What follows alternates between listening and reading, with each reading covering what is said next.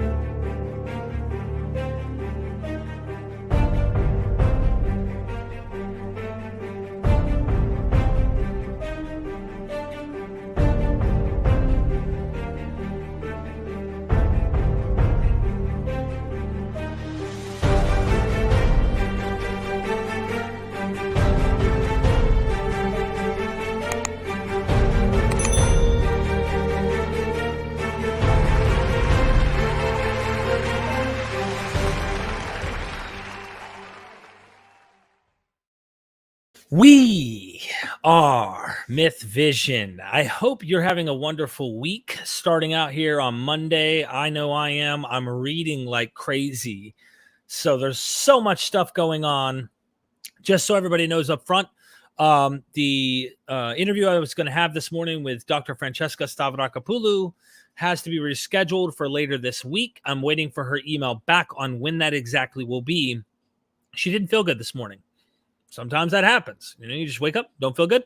So I am planning on doing that later this week. We have a boatload of scholars that are coming on this week, new interviews that I haven't interviewed before, just so everybody knows.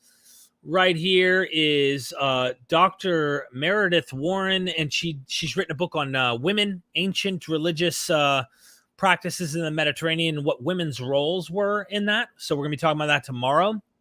Mainly Jewish and Christian women. Why Abraham Murdered Isaac. This book I couldn't put down once I started reading it. I was like, oh, snap.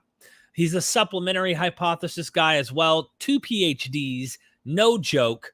This guy's bringing the fire. So Wednesday, I mean, if you look at his website too, he's like, he's open to being highly critical. I look forward to that. The Myth of Persecution, which I have Dr. Moss, Candida Moss's book here. I'm looking forward to pretty much kind of exposing the mythological stories of the martyrdoms in Christendom. And like, I'm going to just ask questions. You'll get to ask questions. It'll be live.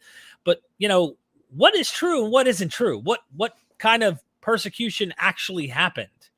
And what didn't happen, and how do we know, and like all of that fun stuff. So we could get her, an expert in that particular subject, to come on.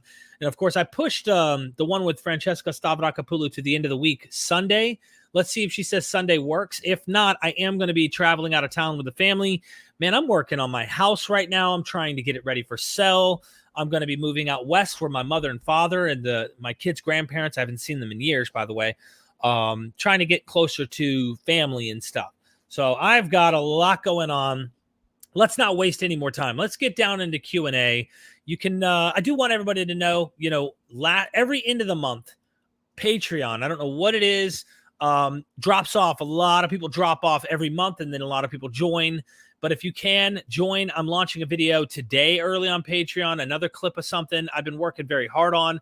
I've got multiple edits. I'm currently in the process of editing so that it'll be released for you early. You can also private message me here and stuff. So just been a busy time. I could always use the help. And I really do appreciate everybody. You can also join the membership if you want your sins forgiven. You know, we have that kind of power here at MythVision, so why not? Starting from the top, Oliver D. Shills. Buddhism and Hinduism, among other religions, have cults too. I agree. And equally think webs of mythology surrounding their founding and canonical texts in Pali and many other languages from antiquity on. Oliver continues, so will you invite scholars and researchers to speak on the critical study of these religions? Yes, I will. And that have impacted half the world, including the two most populous countries on earth, India and China. I will be doing that, Oliver. When is the question? Who is the question? Who are the critical scholars that have researched this? And when I'm able to do that, it's also a matter, I don't like to just interview people without reading some of their work. I used to do that, and you could tell usually when you go back and watch some of the interviews where you could tell like Derek doesn't know this subject at all. I like to at least acquaint myself. I don't have to read their entire book. I get familiar with the subject in particular and know at least where they're going. I like to do that before I end up interviewing academics because I enjoy those interviews better. There's number one reason, right? I actually enjoy them more. It gives me a drive to want to learn more about the subject matter instead of just going on there and doing a recording and then not knowing anything. Now, if I absolutely had to, I would, but I do prefer to at least do that. And sometimes the academics will have their publisher send me a copy of their book, or they can get me a PDF or an ebook version of it from Amazon or whatever they can do. Sometimes it's on Audible, whatever. I like to know that. And it always makes them enjoy the interviews more too, because here's not just someone who doesn't know anything about what I'm talking about. But when it comes to, Buddhism and stuff, I would want to know a little more. And all that takes is just getting in contact with one of these critical scholars that you're kind of hinting at. But yes, I do plan on doing that. Ask you anything. Who's your handler? Handler. I don't know what you mean by handler. Help me out. Eric Hall, why are you still babbling on about Jesus when Zerubbabel was obviously Christ? Why don't you speak the truth? Eric, thanks for the question. So Zerubbabel, I think, is one of the leaders back when Jerusalem was, going back into, being sent out of Babylon and being able to go rebuild the temple. And I would have thought that Cyrus was the Messiah, but maybe Zerubbabel is another one too. Why don't you speak the truth?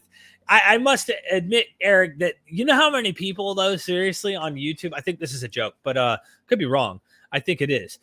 You know how many people on YouTube actually will come at me from so many different views, and they say the same thing, like, you're not speaking the truth, or why don't you speak the truth? Why don't you tell the truth? And it's like, what is the truth at this point? Because the truth is, to me, that this mythology and these ideas have just been floating around.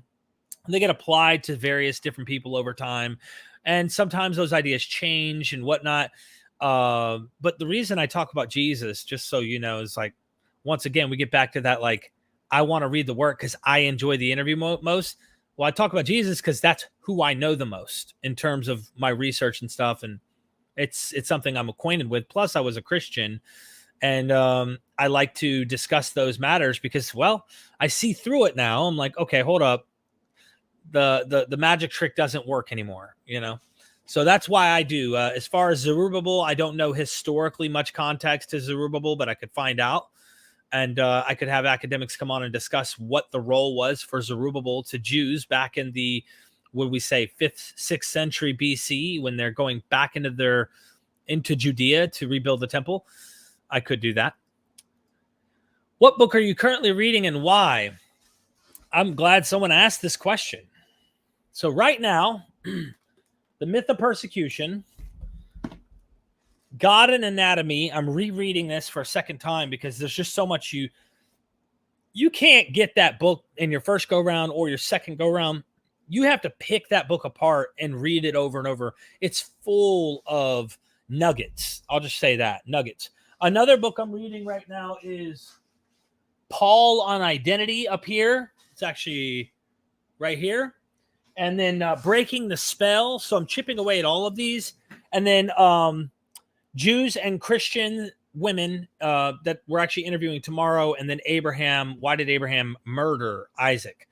So I'm constantly reading. I'm staying busy doing that while I'm trying to work on getting the house prepped for sale for us to move out west to where my family is. Eric Johnson, when can we read your paper on the minimal facts for doubt? It's really just like the minimal doubts argument. What a fascinating subject. The video, I think, is still on my Patreon for that article I read, and then I did a video of it where there's visuals and stuff to back it up. Thanks to Neil, Gnostic Informant, who helped me edit that. But the article is on my academia page. So it's the only article I've published so far. I am doing a minimal doubts on Paul as well. When I have time, I'm going to continue editing that and, writing it up, stuff like that. Elissa, I hope I'm saying that right, or Elisa. If the supernatural experiences you had as a Christian was not from God, what do you think it was? Thank you for always great shows, Derek. Thank you. I would say that my experiences in the past were from natural phenomena. Now, I think we all as humans experience things. For example, every morning I like a cup of coffee. It gives me some type of euphoria, an experience from it that gives me some type of energy. Um, it we look and seek out these feelings that we get from either chemical compounds naturally being released in the brain, or from ingesting stuff that helps us to feel better. You drink a Mountain Dew, or you drink a coffee, or you drink water for hydration. But my point is the experiences I had were more like ecstatic, emotional, warm sensation inside, these type of things. So there were physical experiences I had.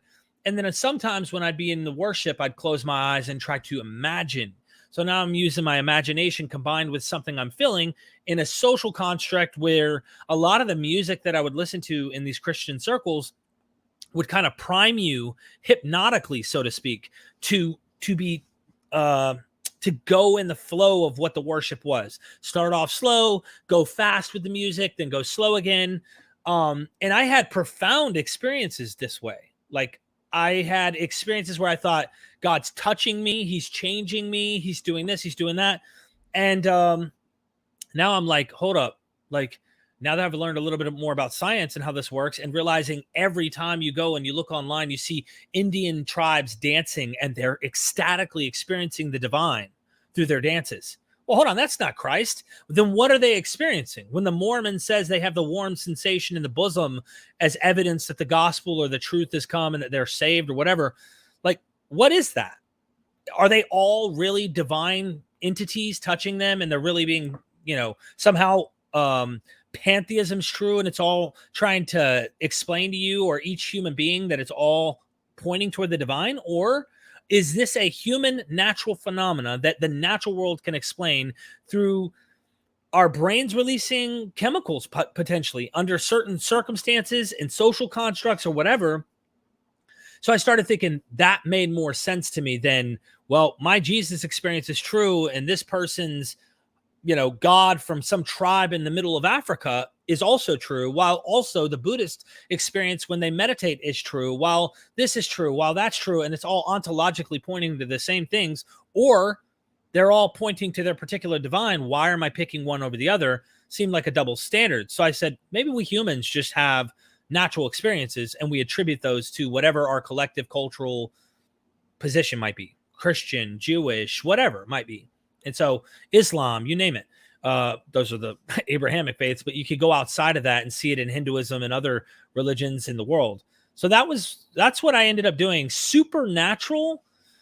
There's not been anything that you see in the Bible that I would say I've had that happen to me. Splitting of the Red Sea, or walking on water, or raising the dead, or someone's arm is missing. Boom, there's an arm. And every time I hear about people who still think miracles are the case or things like that, these supernatural things are true, like they're looking at like 1800, 1700, 1600, like very old accounts of people who are in like enclaves of superstitious circles that are like hoping and wishing. In fact, when I was at the church I used to go to, which was like a home church, they always talked about how they did these missions in the third world countries and how they raised someone from the dead, or that this person with AIDS or whatever was healed.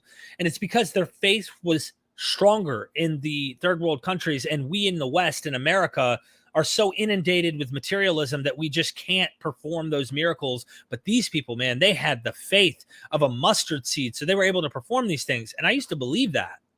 But then over time, I started realizing, like, man, this always happens. Like the candle that's underneath the lampstand, like it's hiding. It's always happening somewhere, somehow, with no way to empirically improve any of it.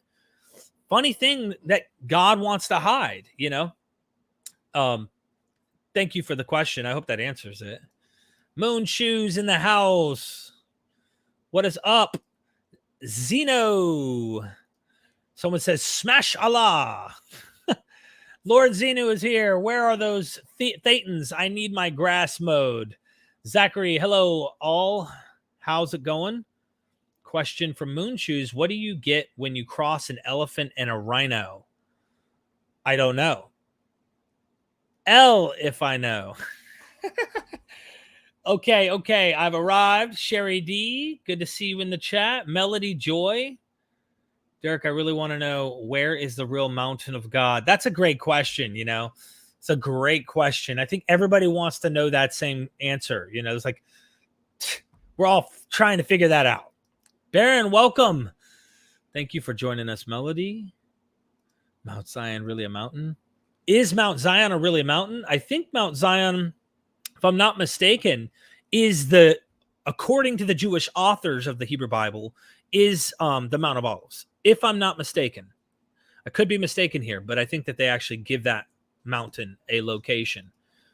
Whereas you start talking about like Sinai or Mount Horeb and things like that, they may have been locations in the past, but knowing exactly where and whatnot, I'm not the guy to really answer that, but I think those are up for grabs. And it's supposedly Mount Horeb and Mount Sinai are the mountains that Moses went to get the Ten Commandments from, but they're like, seems like two different mountains, not the same mountain.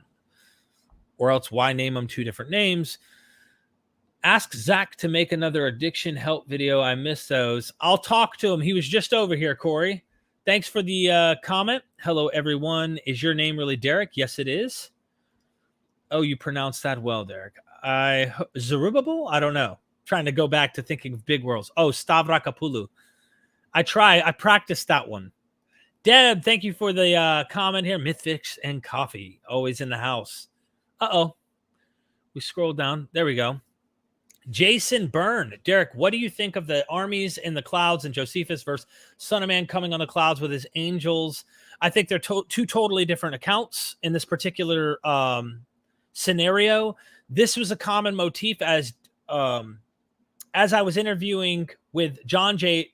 Collins, who's like apocalyptic expert, Daniel expert, all of that. When I interviewed him, he was like, this is a common motif in the Greco-Roman world where armies would come in the clouds. This was something that was common. So I'm thinking to myself, is Josephus really trying to like hark back to Daniel in this? Maybe it's possible. The other possibility is that is this going toward the Gospels? I used to think that as a full preterist, but I'm not so certain that's the case because there's a lot of other weird stuff in that same passage in Josephus where like a cow gives birth to a lamb or some crazy stuff. There's some weird language going on here, and I'm not so sure what's going on there. But I don't think making a dogmatic, hey, I'm a preterist and preterism's the truth because Josephus mentions this. I don't think that connection is necessary, but could be. Appreciate it, Jason, for the question. Andrew, what is going on? Religion for breakfast. Good to see you here. Candida Moss is a big deal. Glad to see you're interviewing her. Her book is really good. Thank you, Andrew. Really appreciate that, man. I got to have you on one of these days. I'd love to hang out and chat with you. I know you're busy with your own YouTube channel, but I seriously appreciate you showing up in the chat and giving a shout out to Candida.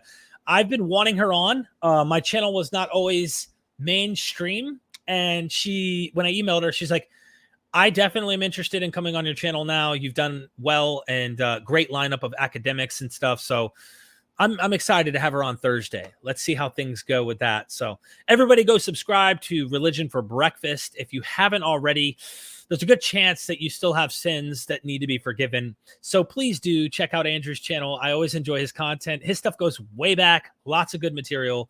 Thanks for showing up, my friend. Ray Oshima. Okay. Do you have any suggestions for in-depth stuff like we get on MythVision for Islam instead of the basic arguments against God, like the cool debunking we see the scholars do on here? As far as Islam goes, I would just say look at critical scholarship. Like the problem with this is, and this is my personal opinion, I think my opinion's valid in this case, though.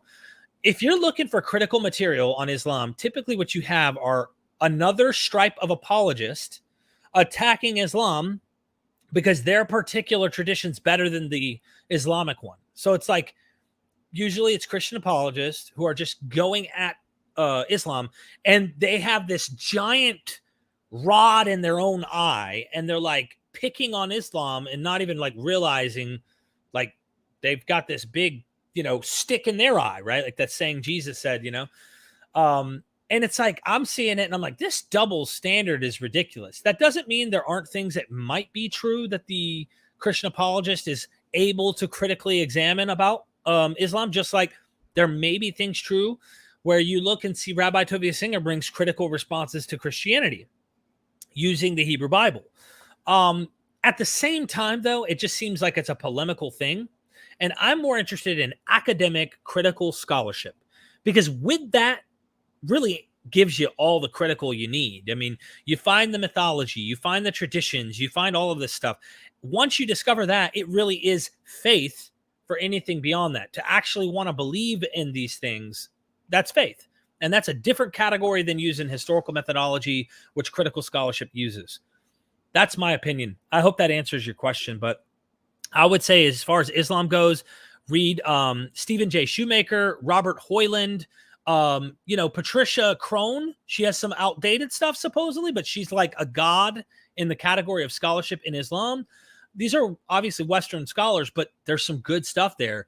Anything by Haitham Sidki, Marijn van Putten, and it's not even an N there at the end. I always mess up pronouncing his name, but these are some scholars. I've interviewed some of them on my show. Go west, young man. Go, yes, I will. I'm traveling west. Didn't Abraham travel west when God called him to a promised land? Or was that east? I don't know. Maybe it's west. Maybe it's west, my friend. Sharif, my all-time question as a Muslim: did the Jews ever narrated Virgin Mary's story? Even her claim isn't ever mentioned anywhere. Did the Jews? Well, I think it's possible that we have Jews writing some of the New Testament material. Paul claimed to be a Jew. He doesn't talk about the Virgin Mary. It's Matthew that many scholars think a Jew wrote Matthew. We don't know.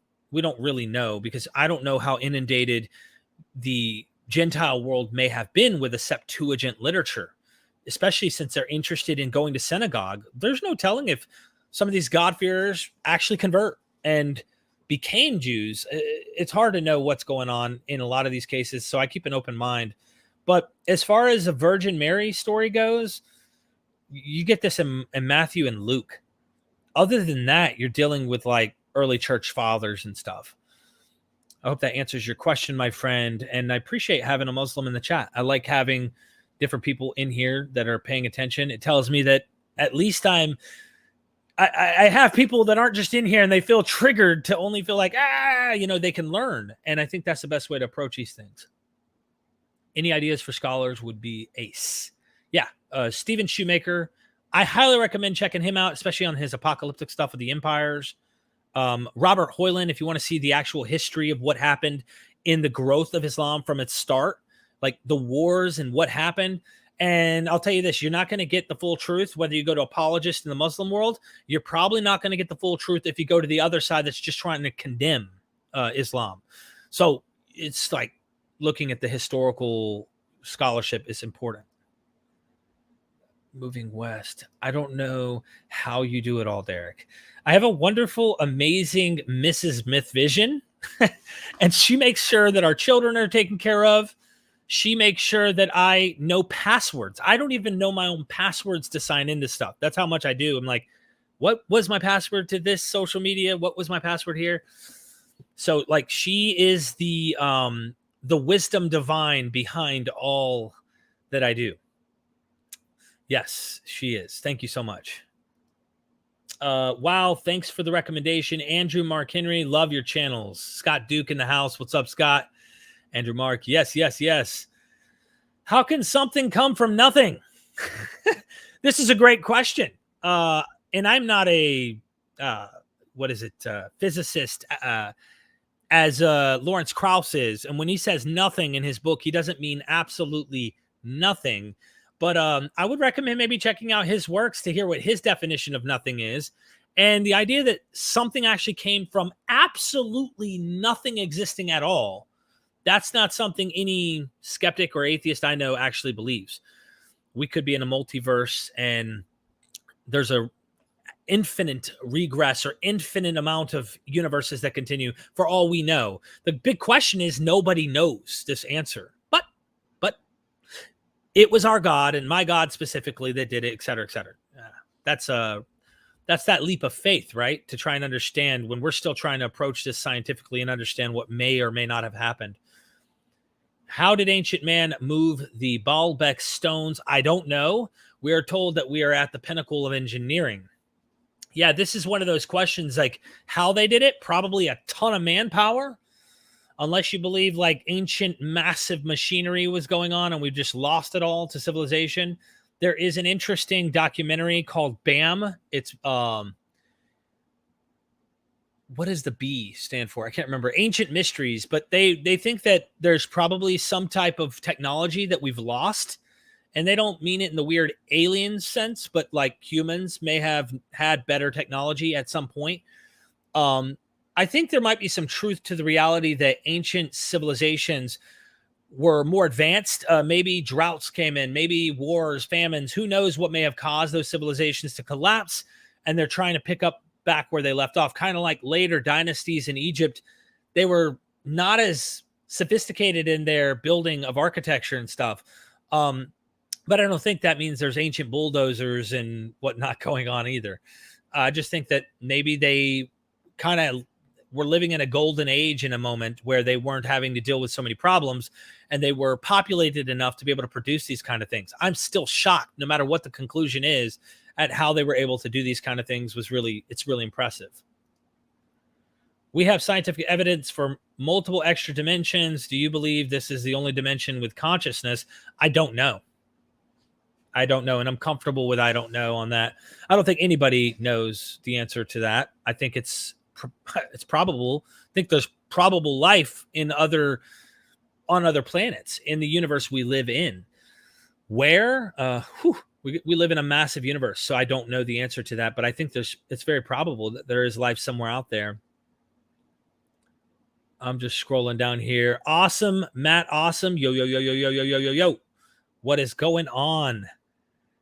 Something, some, nothing, no, therefore, something equals nothing, no, some. Religion for breakfast. So I don't know if you came in under a different account, my friend, but lots of great scholars coming up. Keep up the great work. Thank you. Appreciate that. That means a lot coming from you, especially with a large channel that you have, my friend. I really am impressed with the work that you've done over the years as well.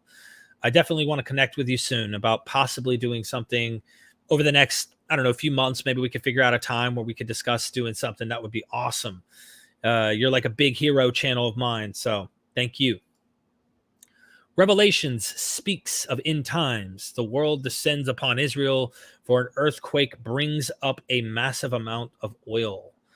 I don't know anything about that in the book of Revelation, which is singular, and I'm not really sure. I do know that the idea that the heavens descend upon the earth, probably in that region, that locale, where we would say Jerusalem is, but I don't know anything about an earthquake brings up massive oils or whatever amount of oil in some way fulfills prophecy. Benji, hey Derek, how do you reply to Christians when they bring up free will in regard to why you aren't? I don't see the rest of the question, my friend. Oops, here it is. How do you reply to Christians when they bring up free will in regard to why you have decided to not be a Christian anymore? I don't know. I mean, it depends on the Christian I'm talking to be honest with you. Like, I don't really get caught up in that whole, like, you were never really a Christian issue. I mean, I don't even know what that means anymore. It's silly to me because most of the Christians who make the accusation, I'm not saying all, like, based on the actions I've seen and what they produced and whatnot, they didn't take it that serious. So it's like, it's easy for someone who's very comfortable and complacent, in my opinion, to make those kind of jabs. Calvinists are the ones who typically act like you were never really one of us because God, perseverance of the saints. And if you were, you would still be a Christian. But there's still time for me to come back. And then all those Calvinists were wrong, but their doctrine would be right. In the end, I still came back. Anyway, the idea of free will, I just think the free will argument is something that it becomes like, hey, let's have this save our God from looking ugly, or let's have this be the reason. Let's blame the human for all of the corruption and stuff that is here. And I think that that's a silly thing. So as far as me being a Christian anymore, I guess you could say my free will, my choice was to not believe anymore. But when you face some of the literature and the way that I've approached the Bible for so long, at the very least, I have deconstructed from fundamentalism. I don't believe anymore, but I can see why someone might try to still hold on to the tradition for the community's sake. I just don't need it anymore. I don't need it at all. And I don't know if I answered your question, to be honest with you. So forgive me if I butchered that. Do we need to add something to make the question show up? No. Good question so far. Zachary says, religion for breakfast. I'm really enjoying your channel. Absolutely. Yes. Whose truth is he referring to? Good question. Is there a good myth vision debunking the definition of biblical slavery being mild and just being a servant? Could do with linking it to someone. If you look up Dr. Joshua Bowen on my myth vision, you'll find plenty that he describes how this is not the case. There's going to be a debate. I have it scheduled for like July the 2nd. I'm not so sure if that's still going to go down because I'm waiting for Christian apologists who are in particular going to join in this. There's two, one's Stephen Boyce and the other's, I can't remember his name. I'd have to open up my Facebook, and I'm not trying to do that right now, against Dr. Kip Davis, Joshua Bowen, on does the Bible condone slavery? Is it like, yeah, slavery? And of course, Josh and Kip will say yes. And the Christian apologists, I'm not so sure. I think they would say no. If they don't say no, then they're going to say it wasn't as ugly as you think it is. That's typically what happens. So we'll see. That should be fun. What is truth? There are so many truths as there are people. Amen. I think they had high hopes for Zerubbabel, but he never quite attained the stature they wished for him. See Zechariah. I am always reading something. Thank you. I appreciate the compliment. Friendly Muslim, Exodus 3:13-15 was the name Yahweh, the name for the Hebrews, and Moses and generations for all mankind, as God had other names from the Bible. I'm trying to understand your question. Was this name Yahweh the name for the Hebrews and Moses and generations, or for all mankind, as God had other names from the Bible? Depends on it depends on how you're approaching the Bible here, because from what I understand, if you're looking at it from like Paul's perspective in the New Testament, the idea that recently was brought up by Robin Faith Walsh and other academics have said that the non-Hebrews, the people who were not Israel, they fell astray. This is why the Babel story comes up, is this idea that, well, we were all on the right track and we all recognize the true God. And then in Deuteronomy 32, you see the inheritance for Yahweh was Israel. Inheritance is a big tricky thing because that means he's getting it from someone, and we would say his father El, which would mean Yahweh had a daddy. But Israel is Yahweh's inheritance, and that later the Gentiles, when Paul's idea is probably thinking like, hey, they're coming back because they fell astray, because the sons of God led them astray. And these would be the Elohim or the different deities that were kind of given jurisdiction. They've led them astray. You see it in the Psalms and other places, and that they'd come back to the one true God. But I think that's a development that happens over time. I don't think that's out the gate. Could be wrong, but I think there's good reason to think that way. Breaking the spell. Okay, I see some super chats. I'm sorry I've left you hanging. I definitely always go to those. Love to get to your questions, but that always helps me out here at MythVision, and I show recognition for the people who help support us. So I do appreciate that. I do this full time, and I wanted to do a live because, well, I was going to do one with Francesca Stavrakopoulos, but she's not able to do it this morning. She's sick. I'm just saying it for people who are now coming in that didn't see this at the beginning. And man, that show, I've got some questions. I'll get into those with you, and there will be time for super chats to ask her questions when she comes on. Brad Kimball, if you want to learn, just call. Brad, you know everything, Brad. Brad, we can't teach you anything here, man. Anyone who's interested in learning everything there is to know, contact Brad. Brad has all the answers. Just every live you watch, just watch. He'll tell you. He knows the truth, and everybody else should contact Brad. Seriously, Brad, thank you for the super chat, though. Really appreciate the support. But I'm being a little bit sarcastic here. But I must admit, like, you think everybody's wrong, man. I see you in the chat, and I love having comments. I love having criticisms of things, but I must admit, I'm looking off to the side, and it's like, There's nobody who's right but you, man. So just got to call it out when I see it. Fruit Boy, thank you for the super chat. You are my new pastor. Thank you so much for that. I don't know if that's a compliment or if that's not a compliment, but fun fact, I actually was going to college and I went for a few years, got my associate's degree in biblical studies and theology at Carolina Bible College. I was going to college to become a pastor. And I was inspired when I was being taught by at a Calvary chapel. One of these pastors was quoting the passage where Jesus says, tear down this temple and I will rebuild it in 3 days. And the Jews said, what the heck? Hold on. We built this temple. And he said 40 years, but I knew it was 46 because I memorized things as a Christian. And I said, holy crap. I knew that he was wrong about that. He misquoted the Bible. I'm such a fundamentalist that it was taboo that he didn't say 46 instead of 40. And I went up to him after and asked, how do I learn more? And he told me, go to this college. But I realized quickly as my theology changed so quick from studying and learning, I was like, what the heck? Let me hold off and learn more. And then I relapsed from drug addiction and things like that. I'm glad I didn't become a pastor. But I guess I'm a new MythVision pastor. You can call me that. Thank you so much for the super chat, my friend. I seriously appreciate the support. All right. Making sure. Did I miss anybody? Oh, yeah. I think I did. Okay. Going down to the next super chat. Apology. There's a lot of chat here. Gnostic Informant. Go support my boy Neil from Gnostic Informant. He helps me edit stuff. He's got amazing content he's been dropping. And when we're not editing and doing a video, we're on the phone and my wife's out here looking at me going, again? But we brainstorm ideas and interesting things. We're looking at source material. So please go check them out. Tell us, is Christianity a mystery cult or the true fulfillment of the Torah? Well, what if I told you the Christians believed it was both? Ooh, early Christians, at least, Paul probably. I think Lit was onto something. I think you do too. And thank you for being a member, by the way. But I think that the cult of Christianity started, at least in Paul, it looks like, as a mystery cult. It had a background story from the Hebrew Bible, and it fits a lot of the criteria of other mystery cults in the time.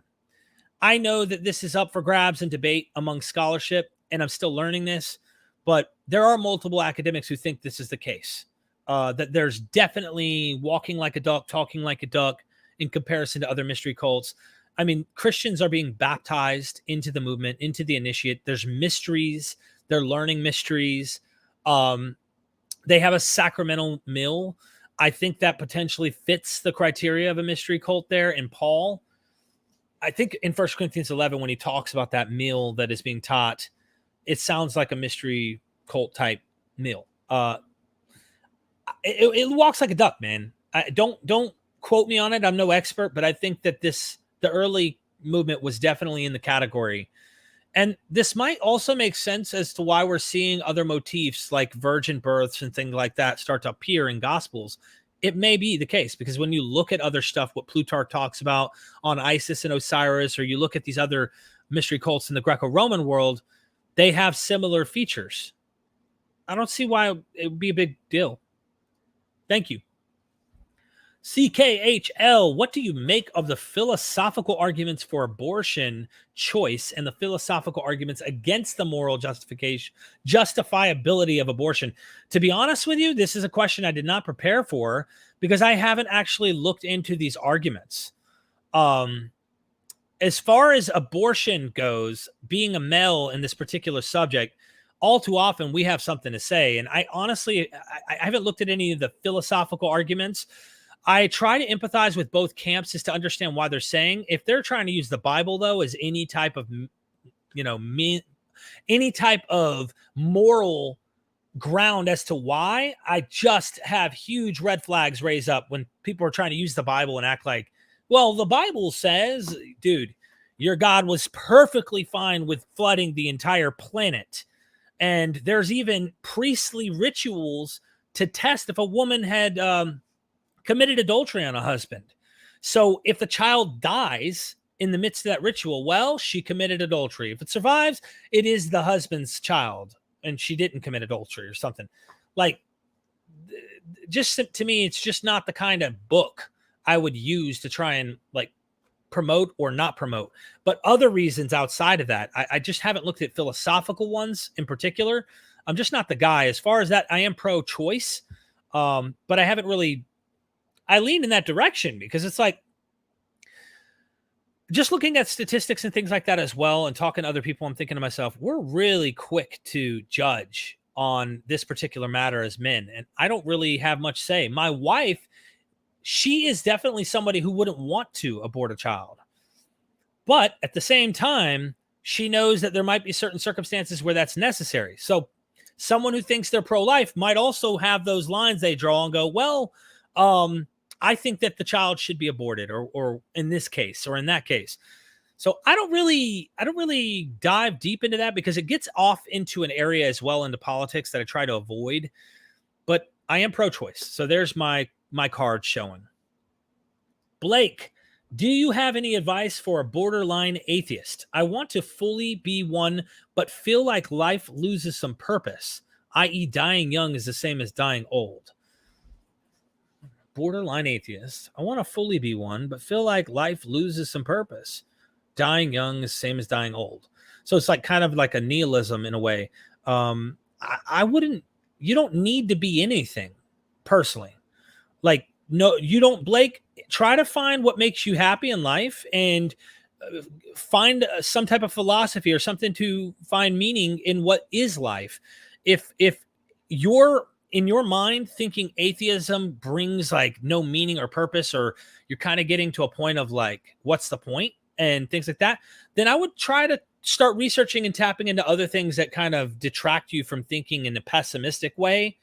So I don't recommend, if that is what you think atheism is doing for you and it's bringing you to that kind of like, what's the point? And I just don't like this. Listen, then I would think that atheism isn't a good thing in that particular model. For me, it doesn't do that. To me, all atheism means is that I don't believe there's gods. I find plenty of purpose in life without thinking this God or that God exists. I have plenty of purpose. And then if you're getting lost into this, like, well, what's the point? If all of this is done because of nature and naturalism is the case for all that exists, and you're getting caught up in the chemical compounds and you're just like, you're just not seeing a bigger picture, back up. I would say, give that a break, back up, start looking at other things because there's so much beauty out there and you don't need these gods to be the case. There are Buddhists who don't believe in a God. Just saying, they have a philosophical framework they work in. They meditate. They're atheists by definition, and they found meaning in life. Don't put yourself, don't pigeonhole yourself. Don't put yourself into anything that'll harm you and harm others. That's what I would recommend. But I would probably try to look at atheism and redefine it a bit in a way to where it's like, I just don't believe that there's any gods. But I have plenty of purpose without that. And if you can't find purpose without that, find purpose. That's my recommendation. I don't like plan on converting people to make everybody be me. I really don't. I'm not that kind of atheist. Not that kind of guy. I am critical. I do want to bring critical thinking. I do want to bring, why I think the way I do and stuff like that. But I don't care to make everybody come to this kind of conclusion if this is what they're getting from it, if that makes sense, Blake. I'm more of a people person, and I would much rather be someone's friend and actually know that they're respectful back than try to change their beliefs or make them think like I do or something like that. That's just not how I roll. That's just it. I hope that answers your question. Thank you for the super chat. Seriously. Do you think that fundamentalist Christians are more arrogant than philosophical Christians like myself? Arrogant. I think they think that they're right. They're dogmatically right. So the arrogance there, I think, would be a different kind of thing, right? So we have an absoluteness about the text and an absoluteness about our interpretations that it brings an arrogance or a pride. And man, it's hard to pop that bubble. So I do think that would be the case because someone philosophical like you, Mike, could sit here and talk to me. I don't know. I haven't probably spoken to you before, but I bet if we talked and I was explaining to you why I'm not a Christian and explaining to you why I don't need that framework and why I think Christianity comes from this and that, right? You might go, yeah, that's fine.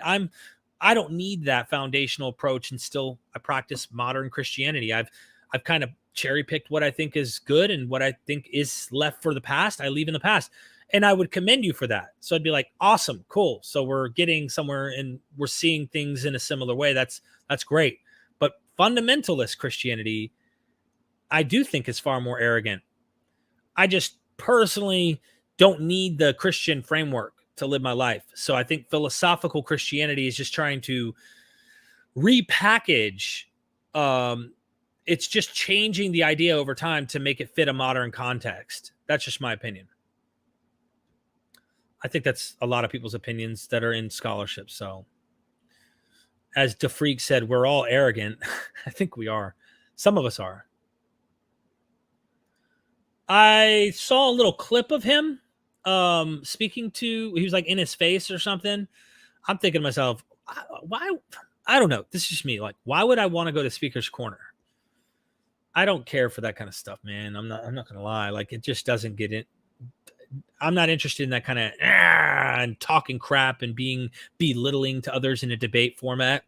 No, not interested. Taylor 315, thank you so much for the super chat. Thank you for what you are doing, Derek, or what you do, Derek. I love this channel. Thank you so much for the support, the compliment, the encouragement. I am trying. I'm trying every day. This is going to be a hectic week, as next week I will be out of town. And then when I get back, my kids will be already out in the West with their grandparents for the summer, and I'll be working on this house, still trying to bring you content. So thank you so much. Appreciate that. Super chat.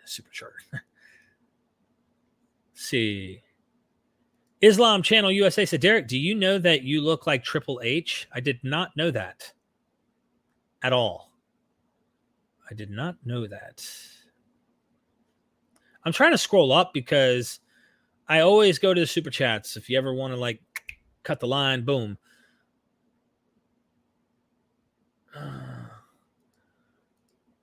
No, I do not think that. A period being that, no. So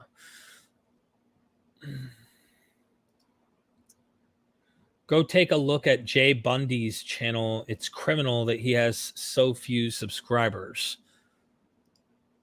Are you somehow the offspring of Don Johnson and Matthew McConaughey? You're a trip. Thank you for that. Appreciate that. I think I'll take that as a compliment.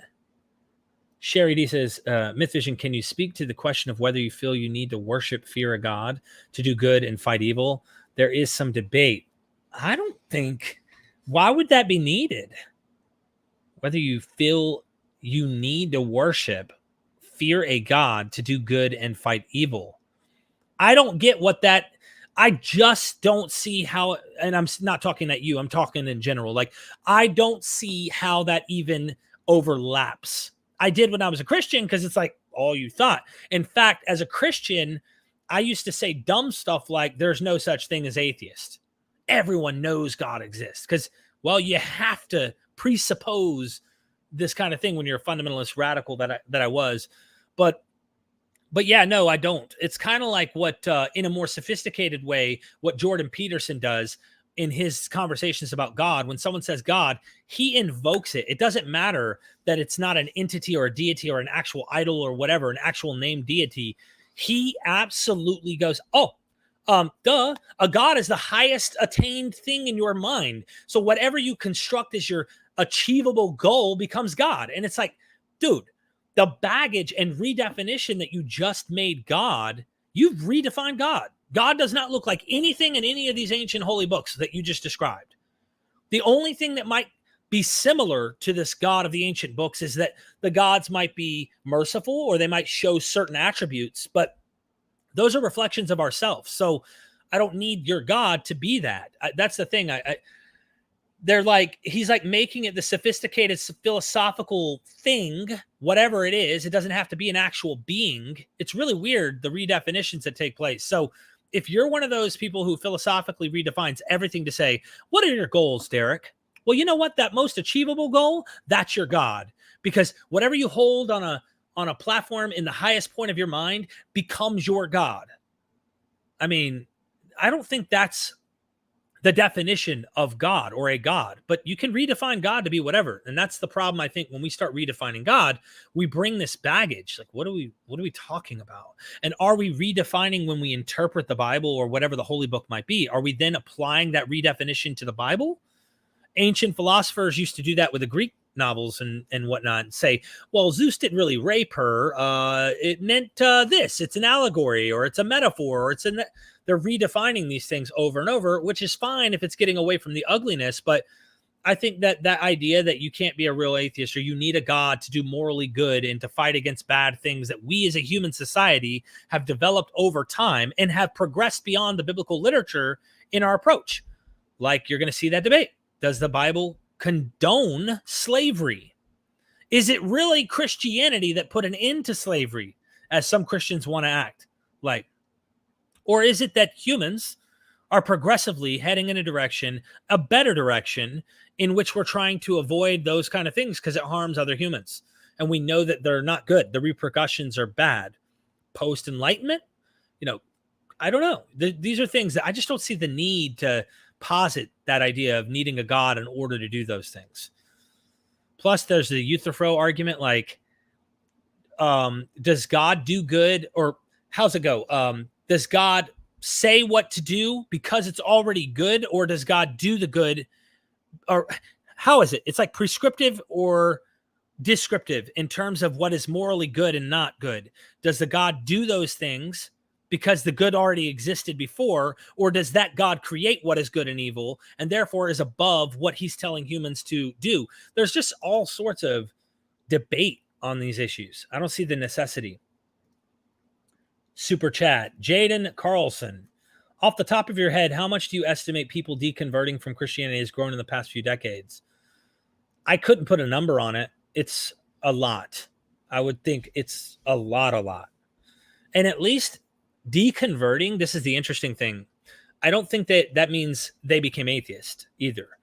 I would say they've progressed into a different, less maybe harmful approach to Christianity, became more progressive, more liberal in their approach to Christianity. Because if we're going to be honest, in MythVision's assessment of the Bible, like, the liberal scholars that I used to attack as a fundamentalist conservative Christian were actually right about these things. I used to tell people to avoid liberal scholarship. It was just a trend in conservative Christian fundamentalism in America. But the idea of the definition of eisegesis and exegesis, what the Christians did in the New Testament is what we conservative Christian fundamentalists called eisegesis. They literally made an extracted Bible and like recontextualized it completely, ripping it from its original context and giving it its own new meaning in the New Testament under this Christ movement. And Christian conservative fundamentalists like I was, we used to argue, no, you need to say what the Bible actually says about this. But the New Testament authors and Paul himself weren't doing that. They didn't give a crap about that. So deconversion or deconverting to me is all part of that process, in my opinion. So you may be less fundamentalist in your Christianity. It's a form of deconverting, I think, that's happening because education is getting out there and more people realizing, like, what the heck? Why am I listening to this guy? Who's that guy? Greg Poole down in Texas, who's like telling people you must vote red, and like hardcore fundamentalist mixing political stuff with it. Christian nationalism seems to be stemmed in it and stuff as well. I think that people are seeing through the bull crap and they're getting educated more and more. And to me, I think that's a form of deconverting from a harmful version of it. So if the question of deconversion is leaving Christianity altogether, I think the numbers are high as well, but population's rising as well too. So I don't know numbers. I couldn't tell you, but I think we're making impacts and YouTube's making a huge impact. Just the internet is educating people so much that they no longer are seeing a need for the religion that they once were raised in or whatever. Thank you so much for that super chat too. Scott Duke. Concerning Tabor's Jesus dynasty, what do you think are, 1, the most convincing arguments, 2, the least convincing arguments? Oh, man, I'd have to pull that off a cobweb of a shelf in my mind. Let me pull up that book real quick here. So this is the Jesus Dynasty, because I listened to it on Audible on the way to go see him a couple different times. I would listen to it. Let me get it up on Amazon here. And I want to look through real quick at the, what is it called? Where it tells you the chapters. Just so I have an outline in my head.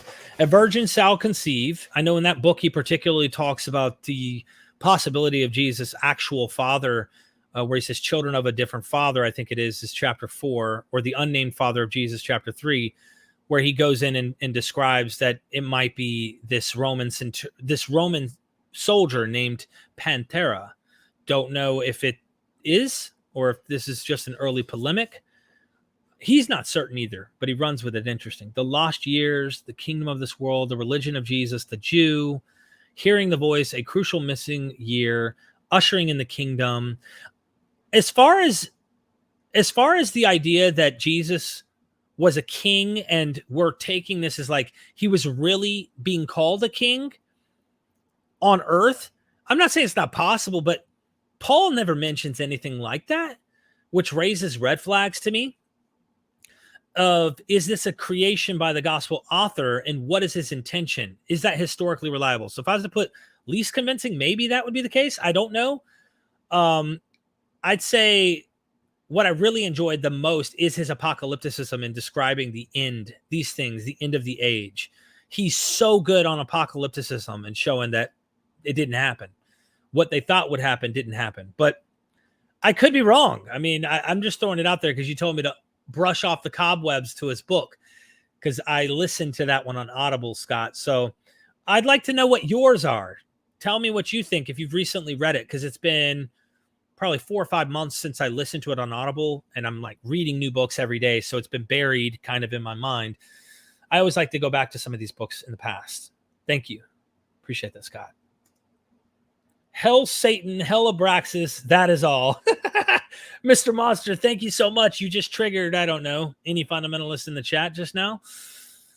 But thank you also for being a member of the channel, man. It's good to see you here. Martin, I don't want to butcher your last name. Recently, I stumbled upon Marcion priority. German scholar Marcus Vincent is pushing this forward. How legit is it, in your opinion? Also, thank you. So this is the thing. Marcionite, the literature, right, comes a bit later. In its priority, this is something I would be asking Litwa. So Litwa has an interesting hypothesis where he looks at Luke. He already stands on the work of previous Luke Acts scholarship on dating Acts, which is late in the game. But he thinks Luke, I think, in its final form is the latest gospel, and that John also had multiple forms as well. Dennis McDonald thinks 3 layers to John, but that John actually was not in its final form later than Luke. And he thinks that a proto-Luke that was Marcion actually was there and was changed by, I think, Irenaeus. I could be wrong about the church father here.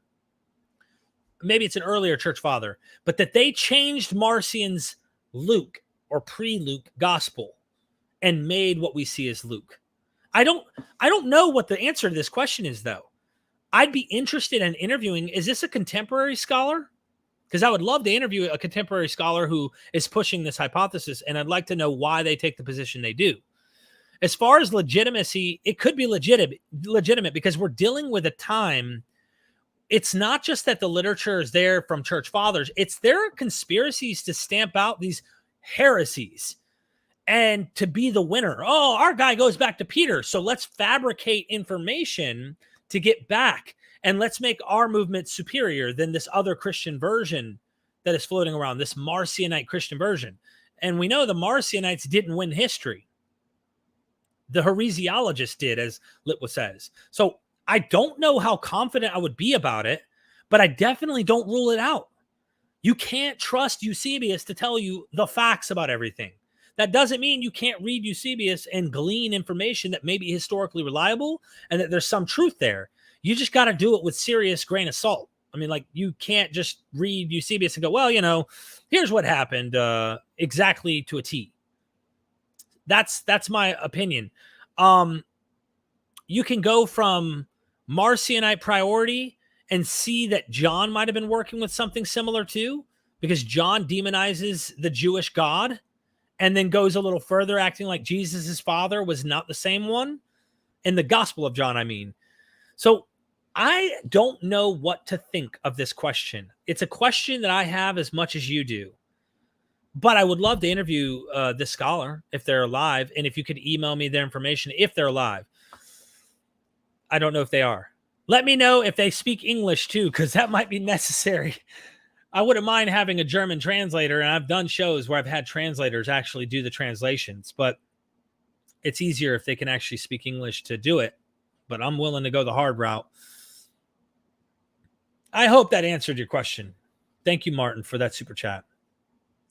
It didn't answer it in the sense that, like, yes, this is the case, but if you're looking for Marcion priority, we might want to look at someone like Litwa and other people to kind of see what they have to say about it, because they say Christianity, really, what we're finding in the New Testament started in the 2nd century, that it isn't really like a 1st century thing, because Paul has these occasional letters and there's not really any organized religion here yet. It's small disparate groups of people that are arguing over weird stuff, and it doesn't become popular till later. That's why Luke acts like it turned the world upside down, because in the 2nd century, it's starting to catch on. It wasn't in the 1st century. Islam Channel USA, thank you so much for the super chat. Derek, you do great work. Keep it up, Charlie. Well, thank you so much, Charlie. I really appreciate that love and support, and the super chat keeps me motivated, you know? Sometimes I need a little boost, you know? It's pretty tough. Sometimes I get a little bit drained. I got to go swim or get out and do a little exercise to kind of get myself out of the funk, because it is a lot of work. And then reading, went to the eye doctor recently, and they say I could use some glasses. Not that my vision's bad, but like he said, my eyes are working twice as hard. So trying to read continuously like I do, no wonder my head hurts when I get done after hours of reading. They're like, you really should do this. It'll make your eyes not work as hard, so you'll have more energy to do more. I'm like, all right, let's do it. Constellation Pegasus, better get to a Kingdom Hall or die at Armageddon, Derek. Do it now. Yeah, they all say something like that, don't they? Constellation, thanks for the super chat. I find it really weird how cognitive dissonance works with the whole Jehovah's Witnesses and all of the apocalyptic movements. Christianity right now, don't you know? Revelation is becoming true right now. It's literally being fulfilled. Look at the dragon in Revelation 11. And I'm like, oh my gosh. The reason why it works for a lot of them is because it's written in code. It's written in symbolism. You can apply dragon to your wife. You can apply dragon to your mother-in-law. You can apply dragon to your dad. You can apply dragon to whatever's happening in your life right now. And this is exactly what the people who are into this stuff do over and over and over. Thank you, Constellation, for reminding me that I don't have a place in paradise on earth. Hallelujah. Seriously, though, thank you for the support. All right. Ran out of those super chat thingies. Dragons in Genesis in the house. Bible God is male because he's based on a Canaanite male god. This is a fact. That's exactly what she says in this book here, God and Anatomy. You got to read it. Brilliant. This book is like, I don't know if I can praise this book enough. It's like my favorite book right now of all the literature, critically speaking, on the Bible that I've looked at. It is by far my favorite book that I've read. Jason said, please don't preach at me. I thought I saw, Titan. What's up, Titan? Titan in the chat. Good to see you here. Thank you for joining in here, man. Robert Herring in the house. Can you get Robert Sullivan IV and John Lundwall back on sometime? I can definitely message both of them. Robert, good reminder. Let me write that down here. John Lundwall did some cool presentations on the Indians, Native American Indians, and their cave art and stuff that was written on walls and stuff. John Lundwall. Sometimes he's in the live chat, actually. I love that guy. And then we also got the 32nd degree Freemason, Robert Sullivan. Man, I'm going to have some serious conspiracy theorists come into that chat. He's secretly a part of the cabal who rules the world, and and it's like, wow, dude. What YouTube videos have you been watching? All right. Thank you so much for that. Native Atheist, just want to give you a shout out. Kind of hard interviewing a dead scholar. Sucks. Yeah, find any contemporary scholars. I know I'd love to get any of the contemporaries who make the case. Someone that I've never had on. I'd love that. Thank you so much for the being a member and participating here. Oh, Sparky Madness. Godzilla thinks you are doing a great job too. Need to do some more shows together. Darlene, thank you so much for the super chat. Abso-freaking-lutely. You know I love you and I'm proud of you. She's made, so there's an interesting story here. I can't remember, is it your grandson? I think it's your grandson who loves Godzilla, and she just decided one day that she was going to make Godzilla her god. And she took it serious. So she's like, Godzilla's my god. Like, that's it. And she knows it's a myth. She knows it's not true, but she just found a way to place that somewhere in her mind. And because she loves her grandchild so much for her, that she sees that and she's like, you know what? If it's good enough for him, it's good enough for me. And think about that. There's something really interesting about that, Darlene's point here. When I was a kid, I loved the stories about, Noah, without remembering he kills everyone on earth and not realizing how bad that was. But you hear about these mythological tales and you look at Superman and Spider-Man and X-Men, and Mega Man was one of the big video games I was into. I always loved Mega Man. These were heroes in my mind that didn't exist, but they might as well had in my mind. And I somehow made that the thing that I was looking up to as a kid. Maybe her grandson's Godzilla, in his mind being that thing, if she knows how to put that in her head as just a thing, even though she knows it doesn't exist, maybe that's enough. For our friend earlier was talking about, I'm running into nihilism and like, what's the point? I might as well die now or die later. Enjoy it. Try to enjoy the life we have. That's it. And I think Darlene's doing that. By the way, there's a backstory to her life. She had it rough. Addiction. I had addiction. Like, we connected on this, but like religious trauma, addiction, the whole nine. She had it really, really rough, and she's made it out. And now Godzilla is her thing. So Sparky, thank you for the super chat. I really, really admire what you're doing, and we need to connect. You're right. I'm busy, but we need to talk off air about a time when I'll be available to do something like that. Scott Duke in the house again. Other than Jesus mythicism, what has been your biggest change in belief or viewpoint since starting MythVision podcast? Other than like mythicism, I'm trying to think. There's so much I understand now that I didn't understand starting MythVision. Like, I started MythVision on Romans invented Christianity and God is everything, everywhere, pantheism. To now I think I understand a little more science than I did. And that was a shocker, really knowing and being confident that evolution makes sense. Like, that was stuff I was not accepting of that as a Christian. The earth was 7,000 years ago, 7,000 years old, just 10 years ago for me. So now I've like come a long way. And I think MythVision has like opened my mind to considering actual testable, observable science. Whereas before, that wasn't something I did. I wasn't even paying attention to it. As far as the Bible goes, it's realizing God had an actual body. I'd say that one's really, this is recent, right? That I've really sunk the teeth into this. And knowing God has a body, a head, hands, feet, back, a butt, penis, the whole nine. Like, these aren't just words. These are an actual corporeal deity that is the God of the Bible. That right there, I mean, what does that do when you realize people are philosophizing the God of the Bible? If you know that it's actually talking about a corporeal regional deity that evolves into this outside space and time, William Lane Craig type Christianity that wants to be sophisticated and whatnot, you realize they're really not talking about the same God. It is actually a different God.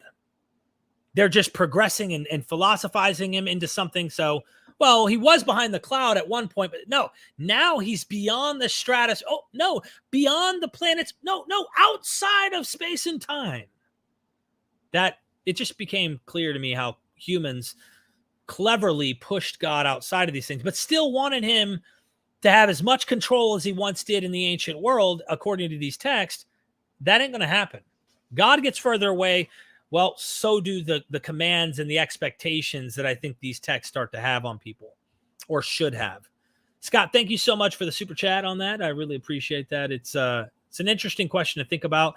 I haven't thought about a lot of the questions that you guys are asking, but I guess I did it to myself by saying, ask me anything, right?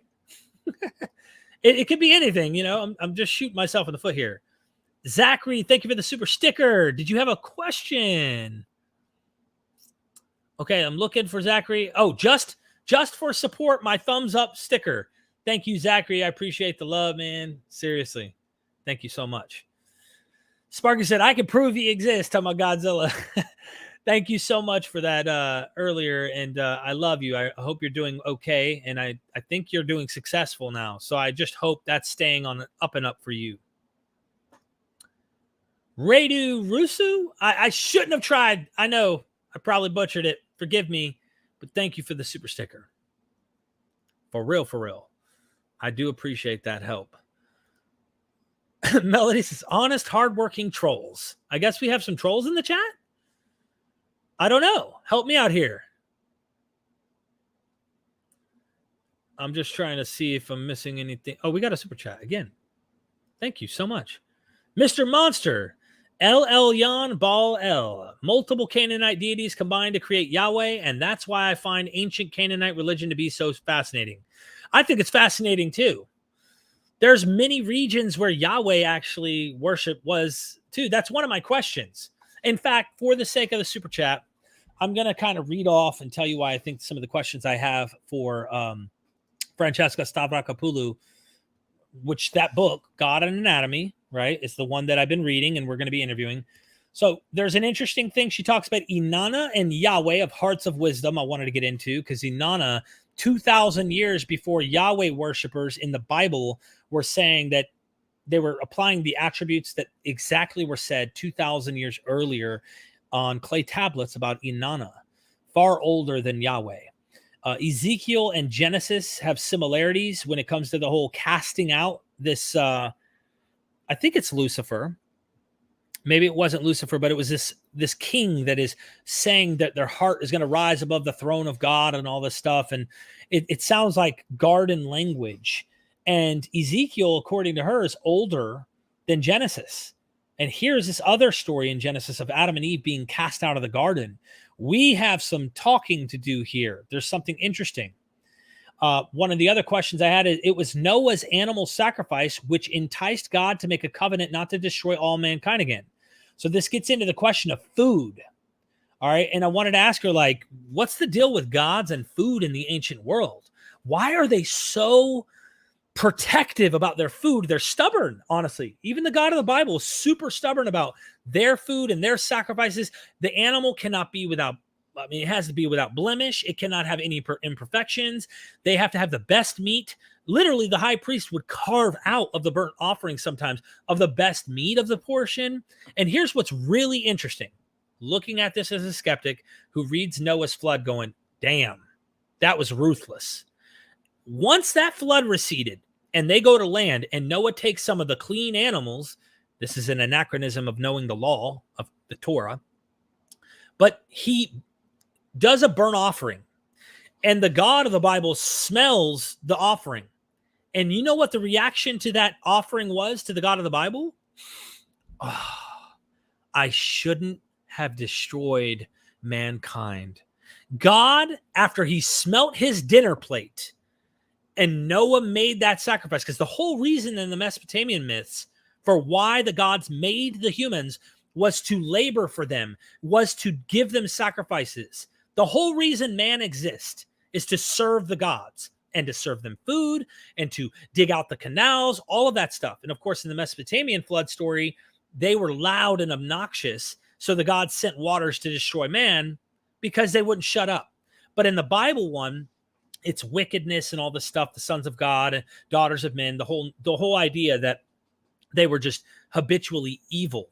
And after the flood happens, Noah does this, cooks up this hell of a filet mignon, and then God goes, oh my God, that smells so good. This is exactly what happens. And then he goes, I you know what? Not only do I regret doing what I did to you all, I'm never going to do it again. And then there's the rainbow, which is a whole nother euphemism for warfare and the phallus, the penis of God. She gets into all of this stuff, and it just, my mind blows up because I used to cherish this stuff and read it in a certain way. But then you realize I'm reading it all wrong. Like, I have never understood what it actually was trying to say initially. But now I am on MythVision, thanks to the scholars and being open-minded. I had another question. How many Yahwehs, Els, Baals were there? Maybe even Asherahs. Like, how many do we know of that were in different regions? And were they the same God, just in different locations? You know, these are questions I had. Idols, she says in her book, are technically a derogatory term for other gods, which is better understood in the root word as shit gods. And I'm not making this word up. In the book, she says the term idol is like a derogatory term for other gods. That term, its root is the idea of like the bowel, like poop. And she uses the vernacular. She calls them shit gods, which, the fun fact, and she's probably going to mention this on the episode, I'm kind of giving you guys little snippets here early, but remember when Elijah is arguing with the Baal worshipers, all these priests, and they're having a battle of the gods, Baal versus Yahweh. And then Yahweh says, okay, you go all day and you call upon your God Baal to light the altar. And of course, they're screaming and crying and cutting themselves and doing all this stuff. Nothing happens. So then what happens? He calls upon his God, but before he does, he says, is Baal taking a dump? Like, is Baal on a vacation? And it in that Hebrew, she said, it says, like, is he sitting on a potty, taking a crap? Like, he's too busy to come out here and actually light your fire. Then, of course, he calls upon Yahweh after pouring all these barrels of water. And the list goes on my questions. Inanna, I got another one on Inanna, the origin of the 7-day Sabbath, for our guy who comes on here and says, you're all under Sabbath, therefore you're all under God's jurisdiction. Where did the 7th day stuff come from? And of course, she knows about way older stuff than the Bible about the 7th day. So we could put a rest to that whole nonsense that goes on. Creating humans from clay, that's something that goes way back before the Bible. 6 centuries before Christ, she says the word had already became flesh. I want to hear what she has to say about that. The priest would wear a mark in the temple on their foreheads. Does this play any role in Cain's cursed mark on his forehead? And she talks about curses and blessings. We got to get into that. I want to ask her about the Mount Ebal curse tablet, if she has an opinion, even though peer-reviewed scholarship hasn't come out and said much yet. I want her opinion about this discovery and what she thinks might be or might not be. And then last of all, of course, I put so far as worshipers most desire to be face-to-face with God. Why? Does this concept go back to the Jericho skull 9,500 years ago, maybe even possibly older? And let's see what she has to say about this. Mr. Monster, thank you for giving me the chance to plug some of the questions I had for Dr. Francesca Stavrakopoulou. And let's have a blast when she comes on. Next super chat. Stop scamming, man. Just stop it. Hi, Derek. If you want to learn more about Islam aside the Quran, I recommend Gulami, I hope I'm saying that right, translation of Ibn Ishaq's biography of the Prophet.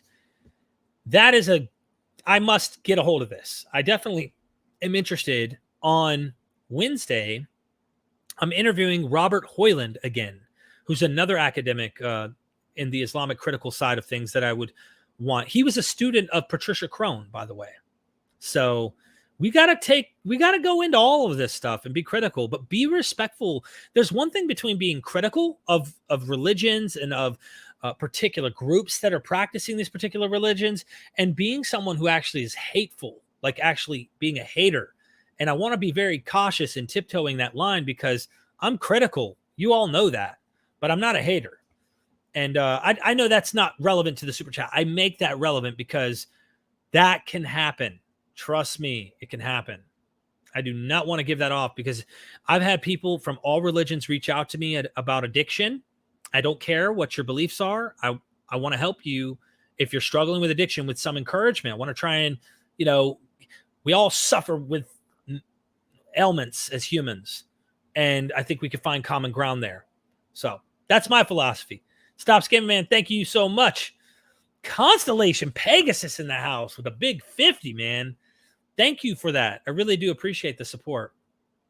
I'll email you sometime on sending you the original 1917 finished mystery book and some stuff on the beardless Jesus. There's some stuff in the finished mystery your audience won't believe until you read from an original because it's so stupid.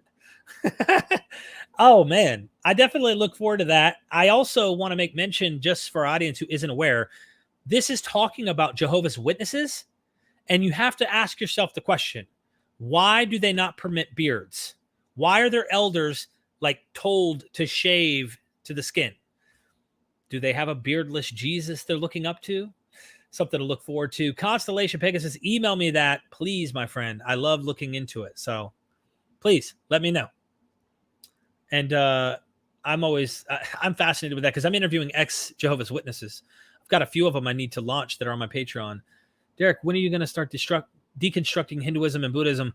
I'd like to start sometime this year. I just, earlier in the live, I said I need to read any of the critical scholars on this. Maybe I'll get acquainted with the material and I'll be able to produce some really good stuff, kind of taking a critical approach to Hinduism and Buddhism at some point later on.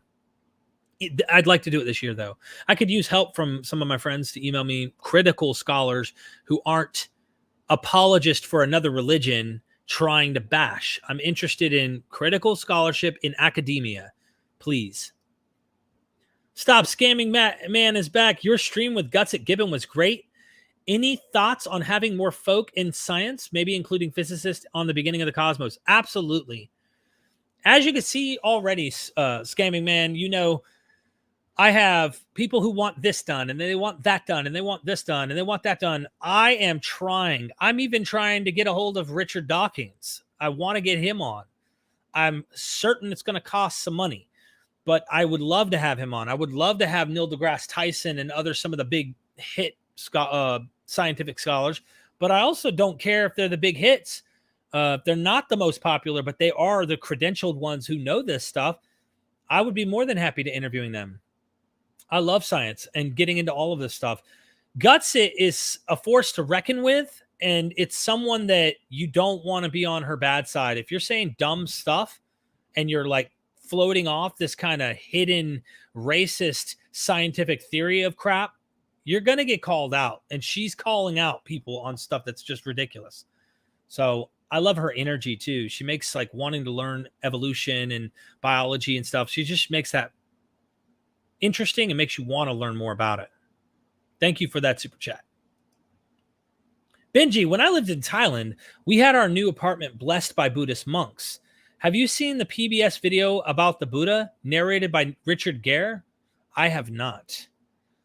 Do I need to, Benji? Do I need to watch this? Is it good or is it? Tell me.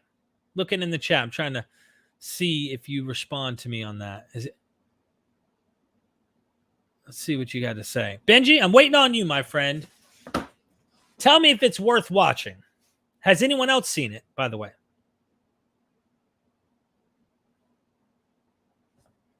Just waiting here. There's a 15-second delay through StreamYard onto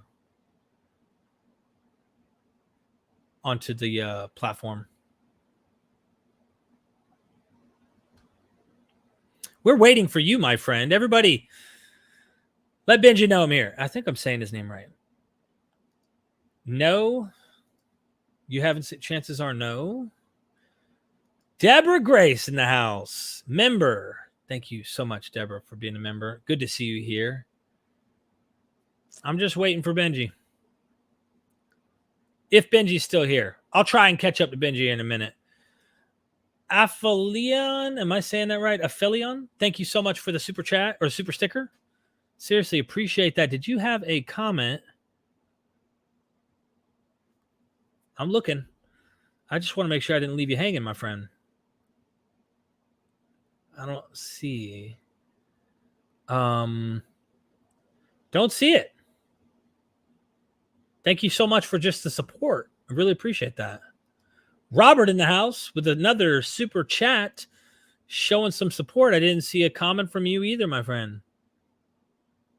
Just showing love, man. I really appreciate that. Can't tell you, like, this community, like, when I'm down, and I don't usually tell people because I'm optimistic, when I'm like burdening a lot of stress or I'm going through a lot, I don't show it, but like I get on here and the support and just the love and the open-mindedness to learning things and just being able to like hang out with all of you, it means a lot to me.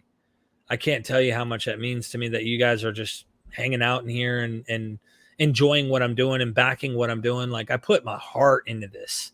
I mean, I work really, really hard to do this, and it's sacrificing a lot of time with my family, which is why I take weekends off. But it's getting me a bit emotional, to be honest with you, because I can't thank you all enough, making my dream come true, being able to do this full time and actually bring the scholars to you. I'm tired of them hiding behind a wall of academia, and you got to pay an ass load of money to go to a college to learn some of this stuff. And so I'm trying to make it popular because I didn't have that privilege. Nobody was telling me this material. There wasn't just this place that tried to mainstream this stuff that I knew of. It's more recent on YouTube that you see these amazing channels, from religion for breakfast to, you name it. You name it. There's so many channels now that are doing this stuff, and just how friendly all of you are. So just want to say thank you. Wayne Rossi, have you heard of Christopher B. Zeichmann? Hope I'm saying that. Zeichmann. His papers made me think a lot about the provenance of Mark. Would love to see him on the channel. Wayne, thank you for the super chat. Please email me this scholar. I'd be more than happy to look into what they're claiming, and then, of course, interviewing them. If they have anything published, I'd be happy to do that. Even if they don't have a book published, I just like to give in return to academics. Sometimes I can get them to come on without charging so that I can actually promote their work, or, here's where you can go to their academia site, learn about who this person is, and they get a chance to platform themselves. So thank you so much, Wayne. Appreciate that. Constellation Pegasus with James Webb. We're on the eve of seeing the first stars. I'm so excited. I'm glad you brought this up. I can't wait to see what this new telescope is what we're going to see. I'm excited to see what goes on. We're on the eve of seeing the first stars and galaxies, Derek. It's not far off now. You need a science person to help explain on what we'll see. Yeah, it's incredible and not far off now. Thank you for the great super chat here, and thank you for the support, but I'm with you on that. I want to see what the hell is out there, and just kind of in awe, look at the universe and just be like, holy crap. Like Neil deGrasse Tyson said, for our friend earlier who was down and out about the term atheism and whatnot, he said, we came from these stars. Like, we are stars. So mythologize that for a moment in your head. Give yourself some credit and realize, damn it, I'm amazing. This is amazing. Let's be positive and optimistic and try our best to see life that way. And if there's one thing I give some good that does come from religions, is to try to do that. Let's try to also do that. So when the Christian tells you that your worldview's resting upon Christianity, you could turn to MythVision and know that their worldviews resting upon older worldviews that are resting upon older worldviews. I'm tired of people monopolizing these ideas because human beings came up with them. So let's stop doing that. Anyway, Constellation, you gave me goosebumps thinking about that. I just want to say thank you for the support, sticking with me through trials and tribulations on the channel, and believing in what I'm trying to do here. Thank you. Deb with the heart. Thanks for the love, Deb. Did I miss something, Merlin? Oh, you said, here's a list of them. These are all, are they critical scholars on Hinduism? And Merlin, if they are, please email me, Derek@mythvisionpodcast.com. I'd be happy to look into it. Carrie said, love being here too. Thank you so much, Carrie. I really appreciate that. Did I get that? Making sure I'm catching up here. Yes. Carrie says, love being here too.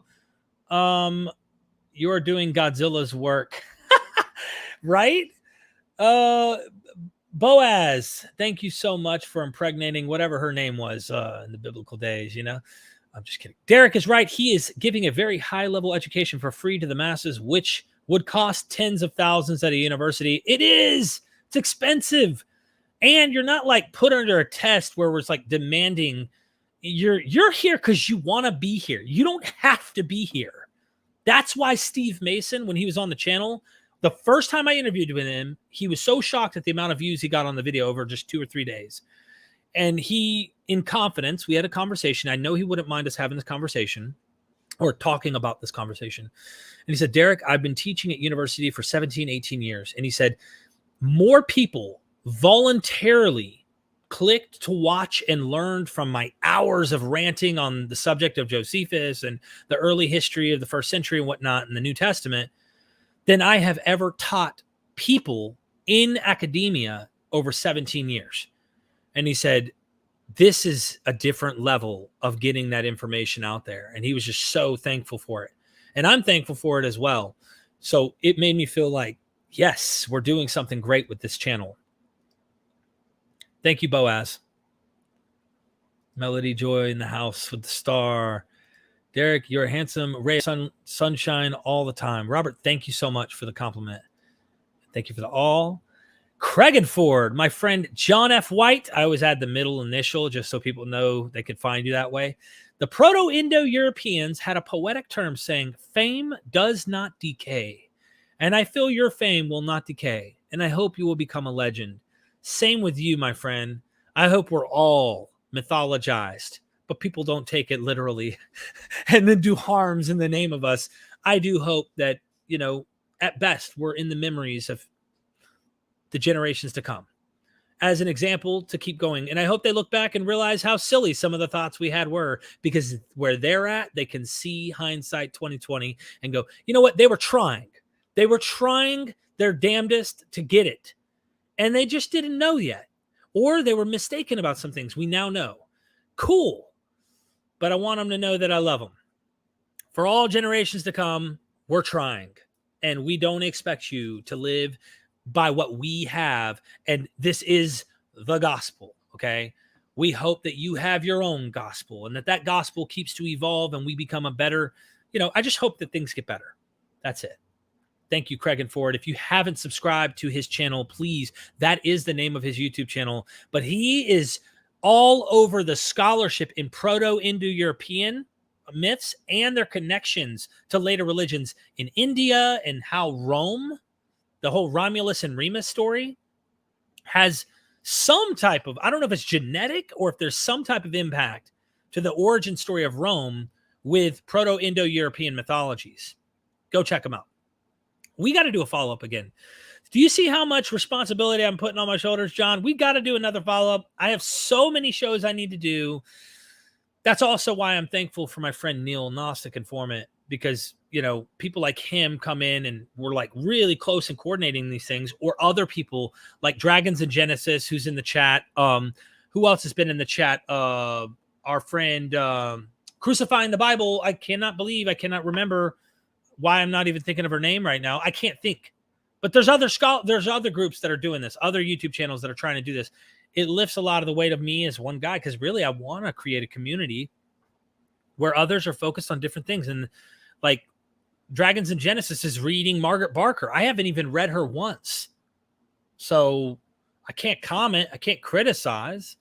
But at the same time, like, he's seeing things in Enoch. I've not even read Enoch like he has. I've read Enoch. I'm just saying, like, critically examining and trying to get into the lore behind it and whatnot. He's critically analyzing that, and he thinks there's probably a lot of influence on the New Testament with Enoch. He's probably right, which might be my ignorance. Oh, Deborah Grace. Dag nabbit.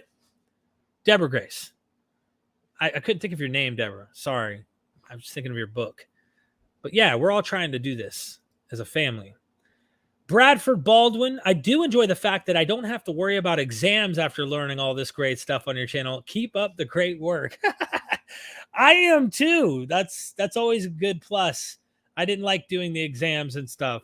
I think repetition too. Some people get like tired. Like, why are the same topics being brought up? Sometimes they're brought up, and sometimes different things are highlighted, though.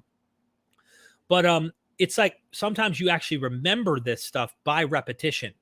When I read a book, I'm usually commenting that material on my lives or somehow make it relevant to the discussion. And that helps me to remember it even more. And I think that's the same thing for the audience when they watch it and they see it again and they hear it again and they see it again and they hear it again. That doesn't mean that's all I'm going to do. That's typically how we humans work in patterns and memorization. So thank you for the super chat. Seriously, for the 20. I really appreciate that. Dragons in Genesis says, gotta run. Keep doing the Lord's work. Hallelujah. Go subscribe to Dragons in Genesis too. So you got John F. White. You got Deborah Grace. You've got Dragons in Genesis. And he does podcasts where you can literally listen because he's a truck driver.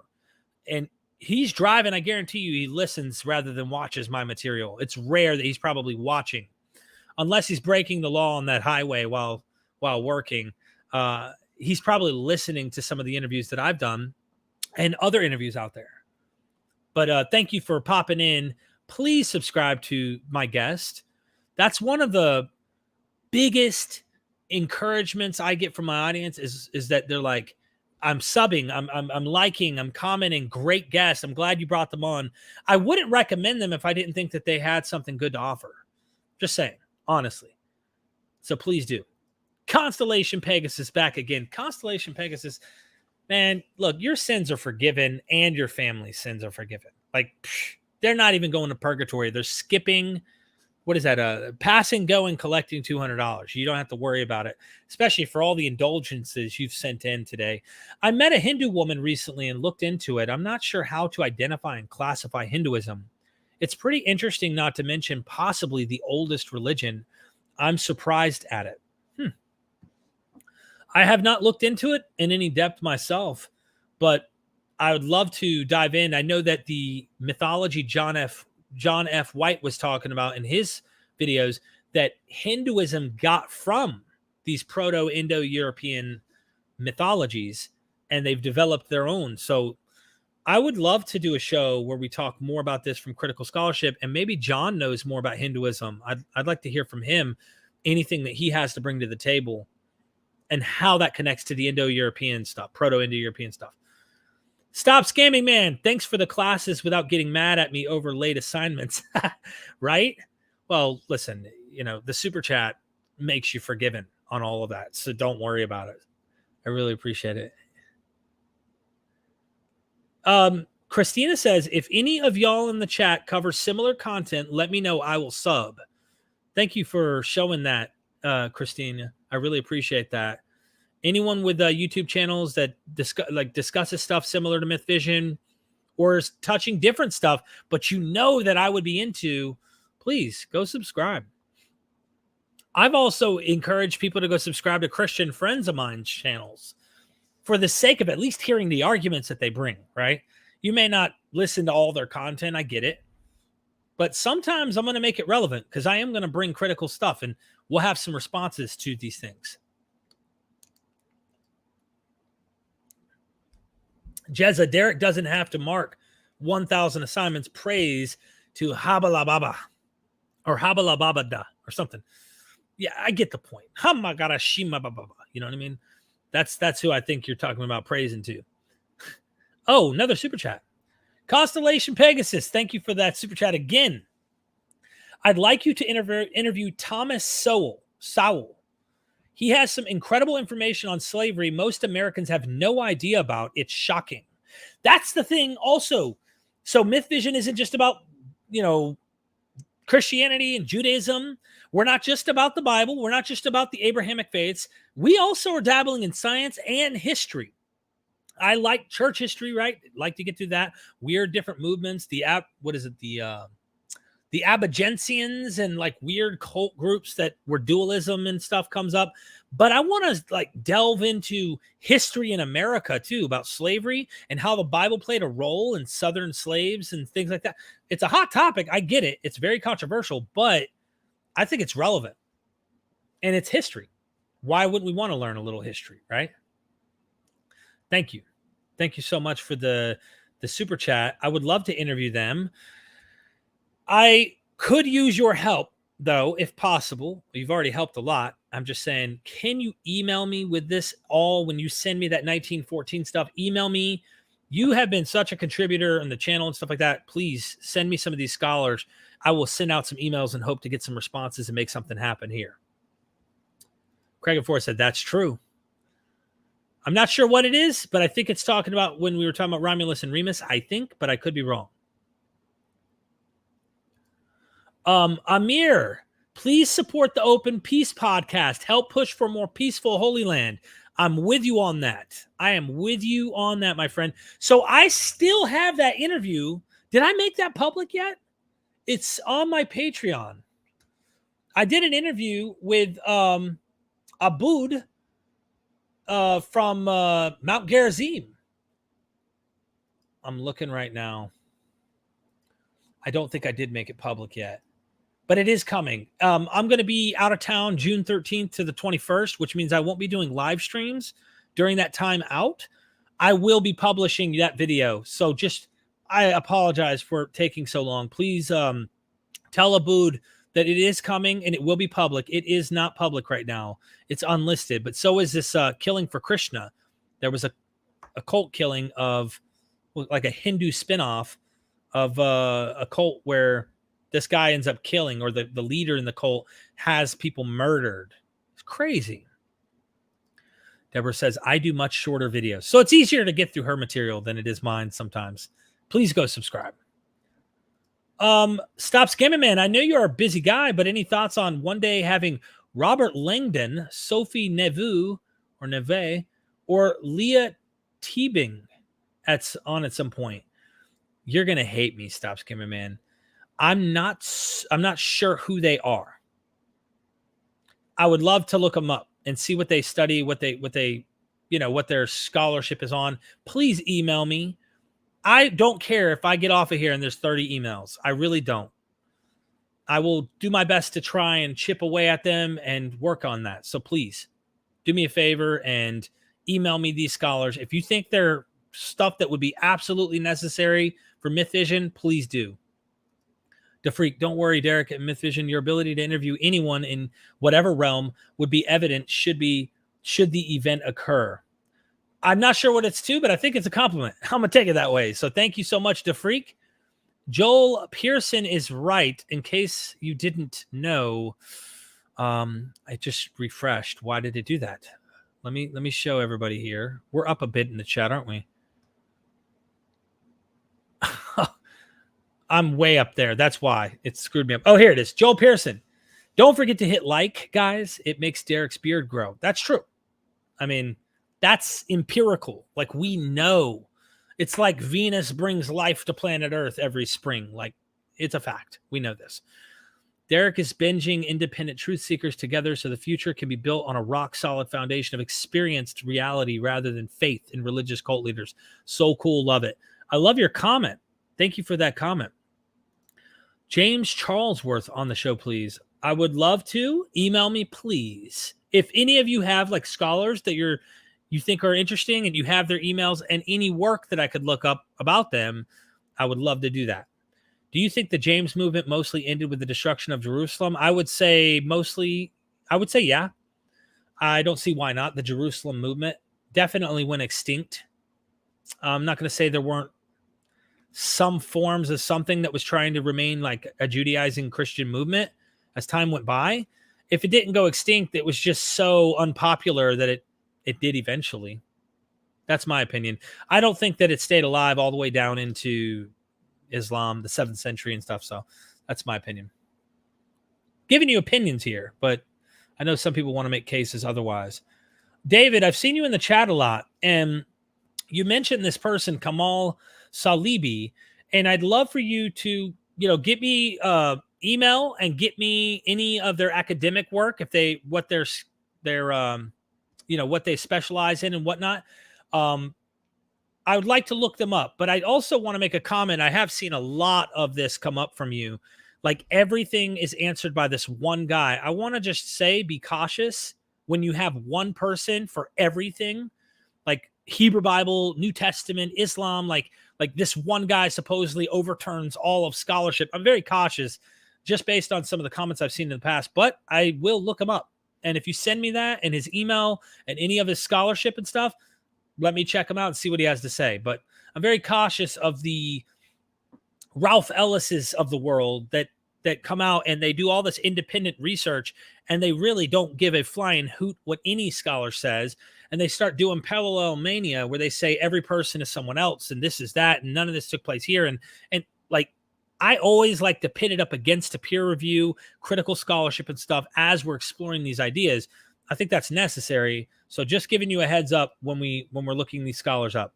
Stop Scamming Man. The three folk I mentioned are all characters in the Da Vinci Code. Oh, so you're clowning me. Are you joking or is this real? Dan Brown is just, he's on the point. You know, he's got to be right. He's got to be right. What's it say? Dan Brown characters can't be interviewed. Oh, well, we could try. We can try.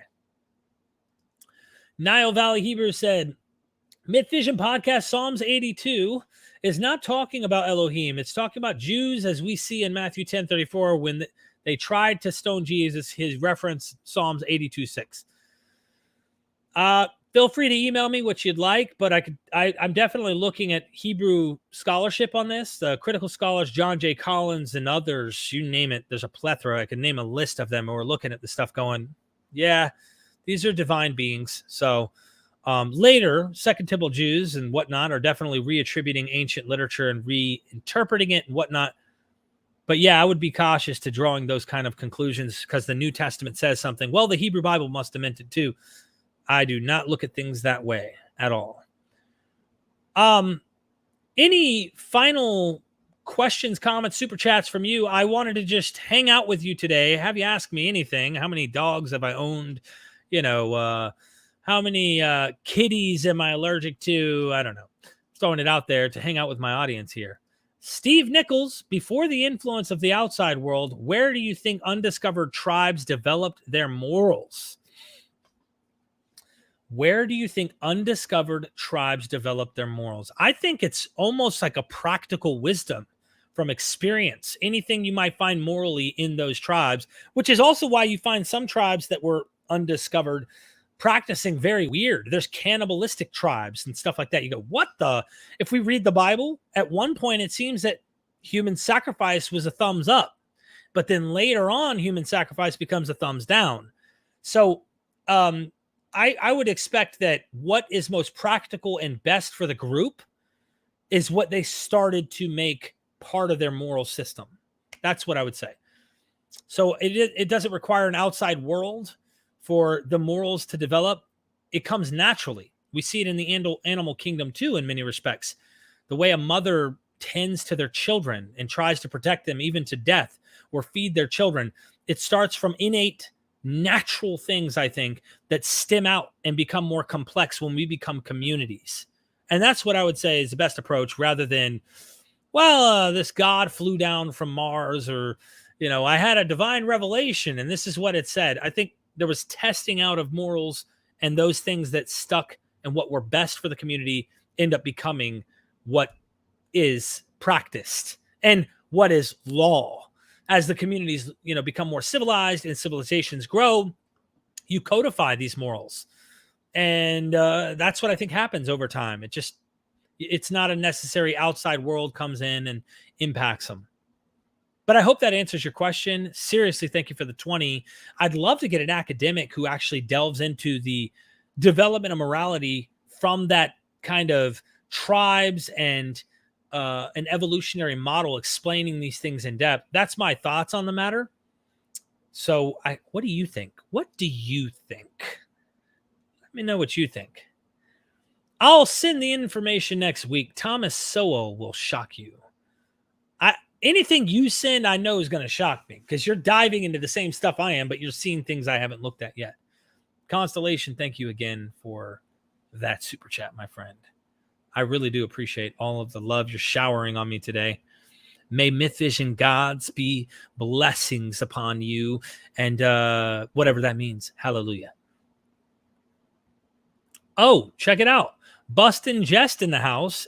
I want to make a quick comment about you and just say in a positive way, thank you for your mimesis thing on Dennis McDonald. I spoke to him. He said, you got it better than anyone, the way that you spelled it out in your video. And I'm not making this up. I need to set you up for a discussion with him. But also, it's Justin Best, but he has a channel that was mostly Christian.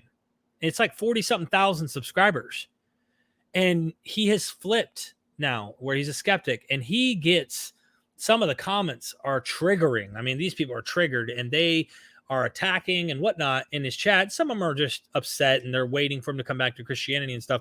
I recommend anybody who's watching to go subscribe to his YouTube channel and go drop him a positive comment of free thinking, no matter what you believe at the end of the day, to give him some encouragement, because what he's doing is very difficult. It's like a channel like mine. Imagine I became a Christian again, a fundamentalist Christian. I just don't see how it's even possible to be a fundamentalist Christian again. But just imagine that I was. I'd catch hell from people in the chat. Just, it is what it is. He is the opposite of that. So encouraging words are always needed. Please click like for this video, not for cannibalism. This is true. Thank you so much, Deborah, for pointing out the obvious that nobody knew. I really do appreciate it. Seriously. Constellation again. Holy smokes, man. Thank you. American Indians didn't have a problem believing in a flat earth and dome cosmology not too long ago. Religion with gods making them believe it. I think that the ancient cosmology was absolutely flat earth and dome, right? The heavens are made of a solid rock. Ben Stanhope did a presentation on my channel and he wrote a book against the Creation Museum. Gotta get it. Gotta watch it. If you haven't seen it, you need to. He rips apart William Lane Craig's modern conception of cosmology and pushing it back into the Bible, as if like William Lane Craig isn't getting that the ancient Near Eastern cosmology is the one we're finding in the Bible of Genesis and elsewhere. Festering Boils, good to see you in the chat. Did you church used to say the Pledge of Allegiance to the Christian flag before service, or the pledge, then the Bible? I don't think we did at the church I was at. We were really just radically charismatic types. It was really at school we did a Pledge of Allegiance, but I don't recall ever doing a Pledge of Allegiance except maybe certain holidays that might have been political or might have been more patriotic, sorry. But a lot of the churches are pro-military. And, my father was a Green Beret, retired Special Forces. So pledging allegiance my whole life growing up was just something I did without a God needed. But yeah, no, not my church. I appreciate the super chat. Seriously, good to see you in the chat, my friend. Voila! Reminded me of the commercials back when they were good during the Super Bowl. I think that's it. Did we catch up? Finally. Okay. I'm gonna go, and what I'm gonna do is water my grass. I've got to make a thumbnail for Neil over there at Gnostic Informant. Got a little bit of work I need to do. Couple questions as we're going out. Have you read Garfield's book, and what are your thoughts on it? Haven't seen you over there in a while. Man, been busy, man. Been busy. I've read some of his book. I haven't read all of it. So I get so busy. I want to do a follow-up book recording where we talk about his book and some of the scholarship he uses and what his conclusions are and why about the Exodus and stuff. But I try to pop in, and sometimes I actually pop in and don't say anything and I'm in the chat. But I really do appreciate you popping into my chat. Maybe I will pop over there. He sometimes pops over here too. He says love, family, and all that. So everything is good with me and Garfield. We are lions. What does that? Okay, I thought you're talking to me because of my little slogan. Why is the name Allah used instead of Yahweh in the Quran?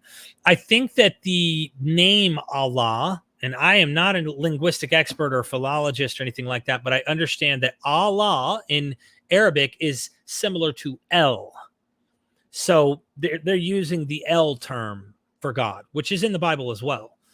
But Yahweh itself, I don't know why they don't use that. Maybe they do. Maybe there's somewhere that they know. I don't know.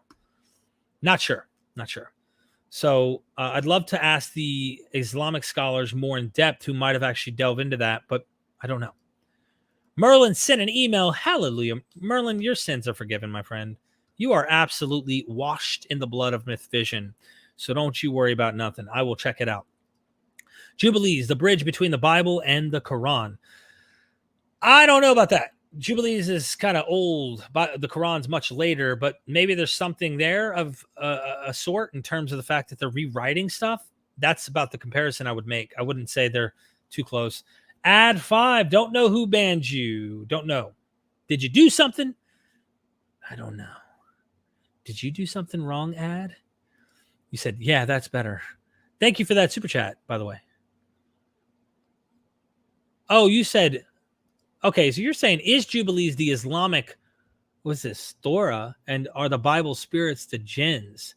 I don't know that question. Like, I don't know the answer to that question. The Bible spirits, the jinns, I don't know that one either, because the jinns is an interesting question. Like, is this coming from Zoroastrianism? Is this coming from a different starting point? Do daemons or demons play into this as jinns? I'm not so sure. Who's that ex-Muslim that like is like stuck in Egypt who has a massive YouTube channel? He talks about jinns in one of those videos. It's really interesting. Really interesting. All right, I'm going to go ahead and scroll down to the super chat here, and then I'm going to let everybody go. I really, really do. Oh, we did get it. Okay. Everybody, I hope I got most of your questions. Thanks for your doing videos, Christina. They cheer me up while I'm in the path to getting sober. MythVision is underrated. Well, I hope you make it and you find peace and happiness without necessarily needing a substance that's going to harm you, you know. And I just hope the best for you, Christina. I don't wish that on anybody, the torture of addiction. So please be successful. Don't give up, and don't beat yourself up. You're better than what you've been told by these worldviews that you are. You are much better than that. So find a way to believe in yourself. That's what did it for me, is I realized that I could do it, and I needed help from others, but get around people who want what's best for you. We end up mirroring those people around us. Michael Allen, you forgot to pay me and ask me anything, Derek. I don't know what your comment is referring to, but recognize Michael Allen in the chat. Ask you anything provided you get paid, otherwise forget it. That's fair, right? What are you talking about? I'm acknowledging you right now as I'm trying to go and enjoy the rest of the day. But no, super chats help keep me, of course I'm going to acknowledge people who help support the channel. But Michael, if I've missed something of yours, please get it out right now, because I'm here. I don't know if you were here at the beginning of the show, my friend, but I was definitely answering nothing but questions for people who aren't paying.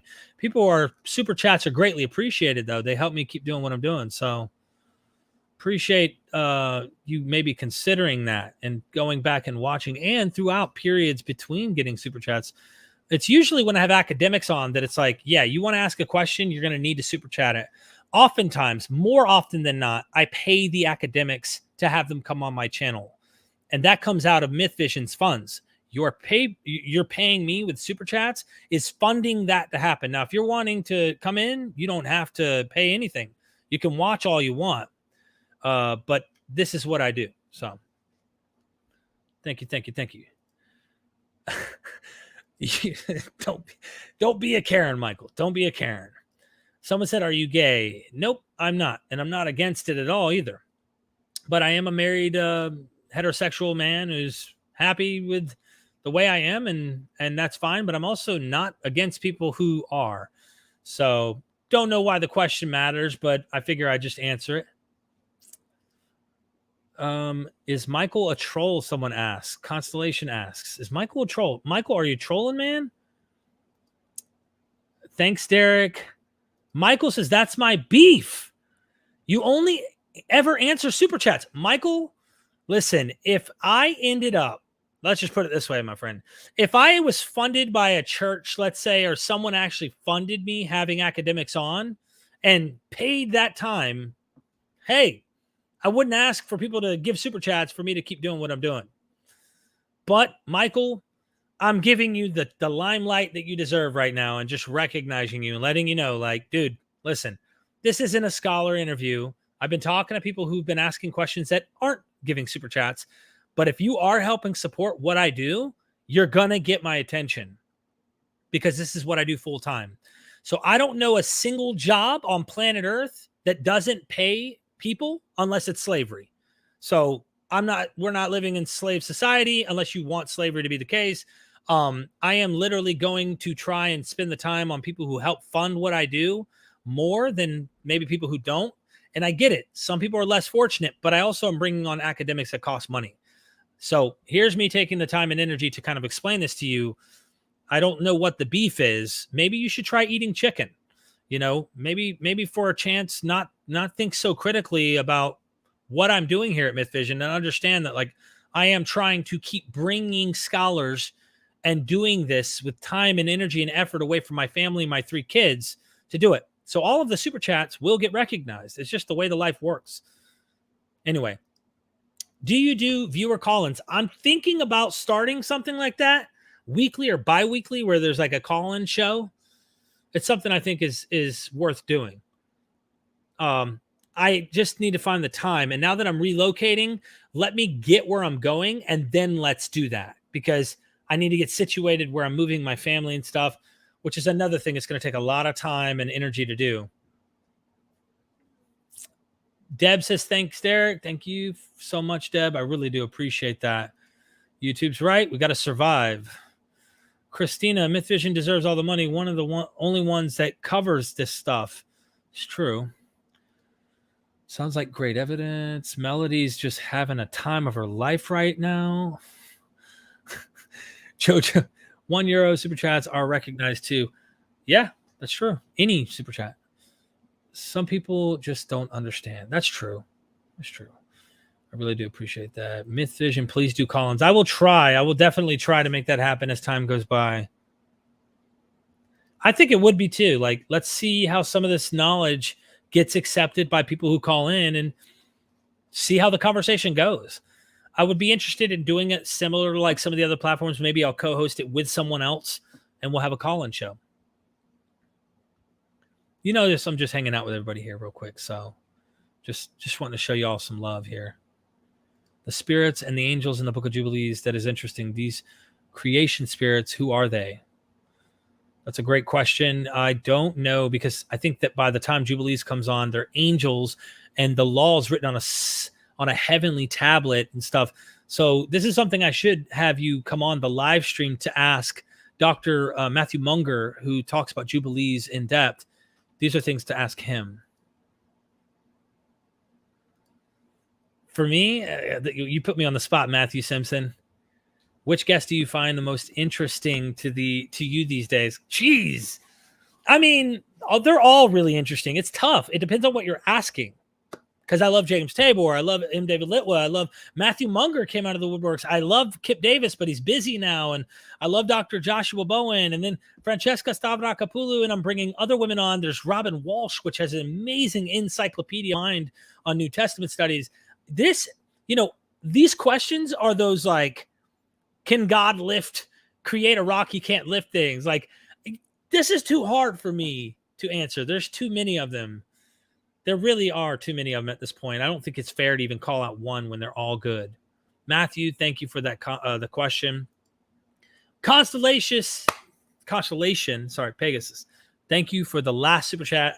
I'm going to get out of here after this. Get to a Kingdom Hall before you move, Derek. There's literally one half a mile down the street. And it looks like they actually, someone else purchased that one because they didn't have enough funds to keep that Kingdom Hall open. But there's another one that got moved down the street from that. And so maybe I'll make a visit to them. I want to say thank you to everybody in the chat for encouraging me to do what I do here at MythVision. I'm going to continue on this path, educating, learning, because I am a student as much as I am a person bringing on academics. I'm learning from all of them, and I hope you are as well, so we can keep doing this and keep this alive. You can join our Patreon. I have tons of footage on there that is not public on YouTube. You can't find it on YouTube. And you can private message me. You can contact me that way. There's a lot of fun stuff, and I could use that kind of support because MythVision is funded by an audience. This is not funded by some organization. It's literally you who makes this channel and what I do possible.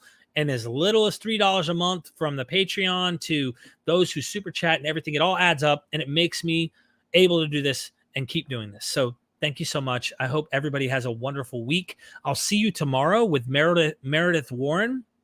Wednesday on the book Why Abraham Murdered Isaac. Thursday with Candida Moss. Friday, I'm taking a visit to James Tabor in Charlotte, North Carolina, interviewing him in person. Those videos will get edited and put up on the Patreon early.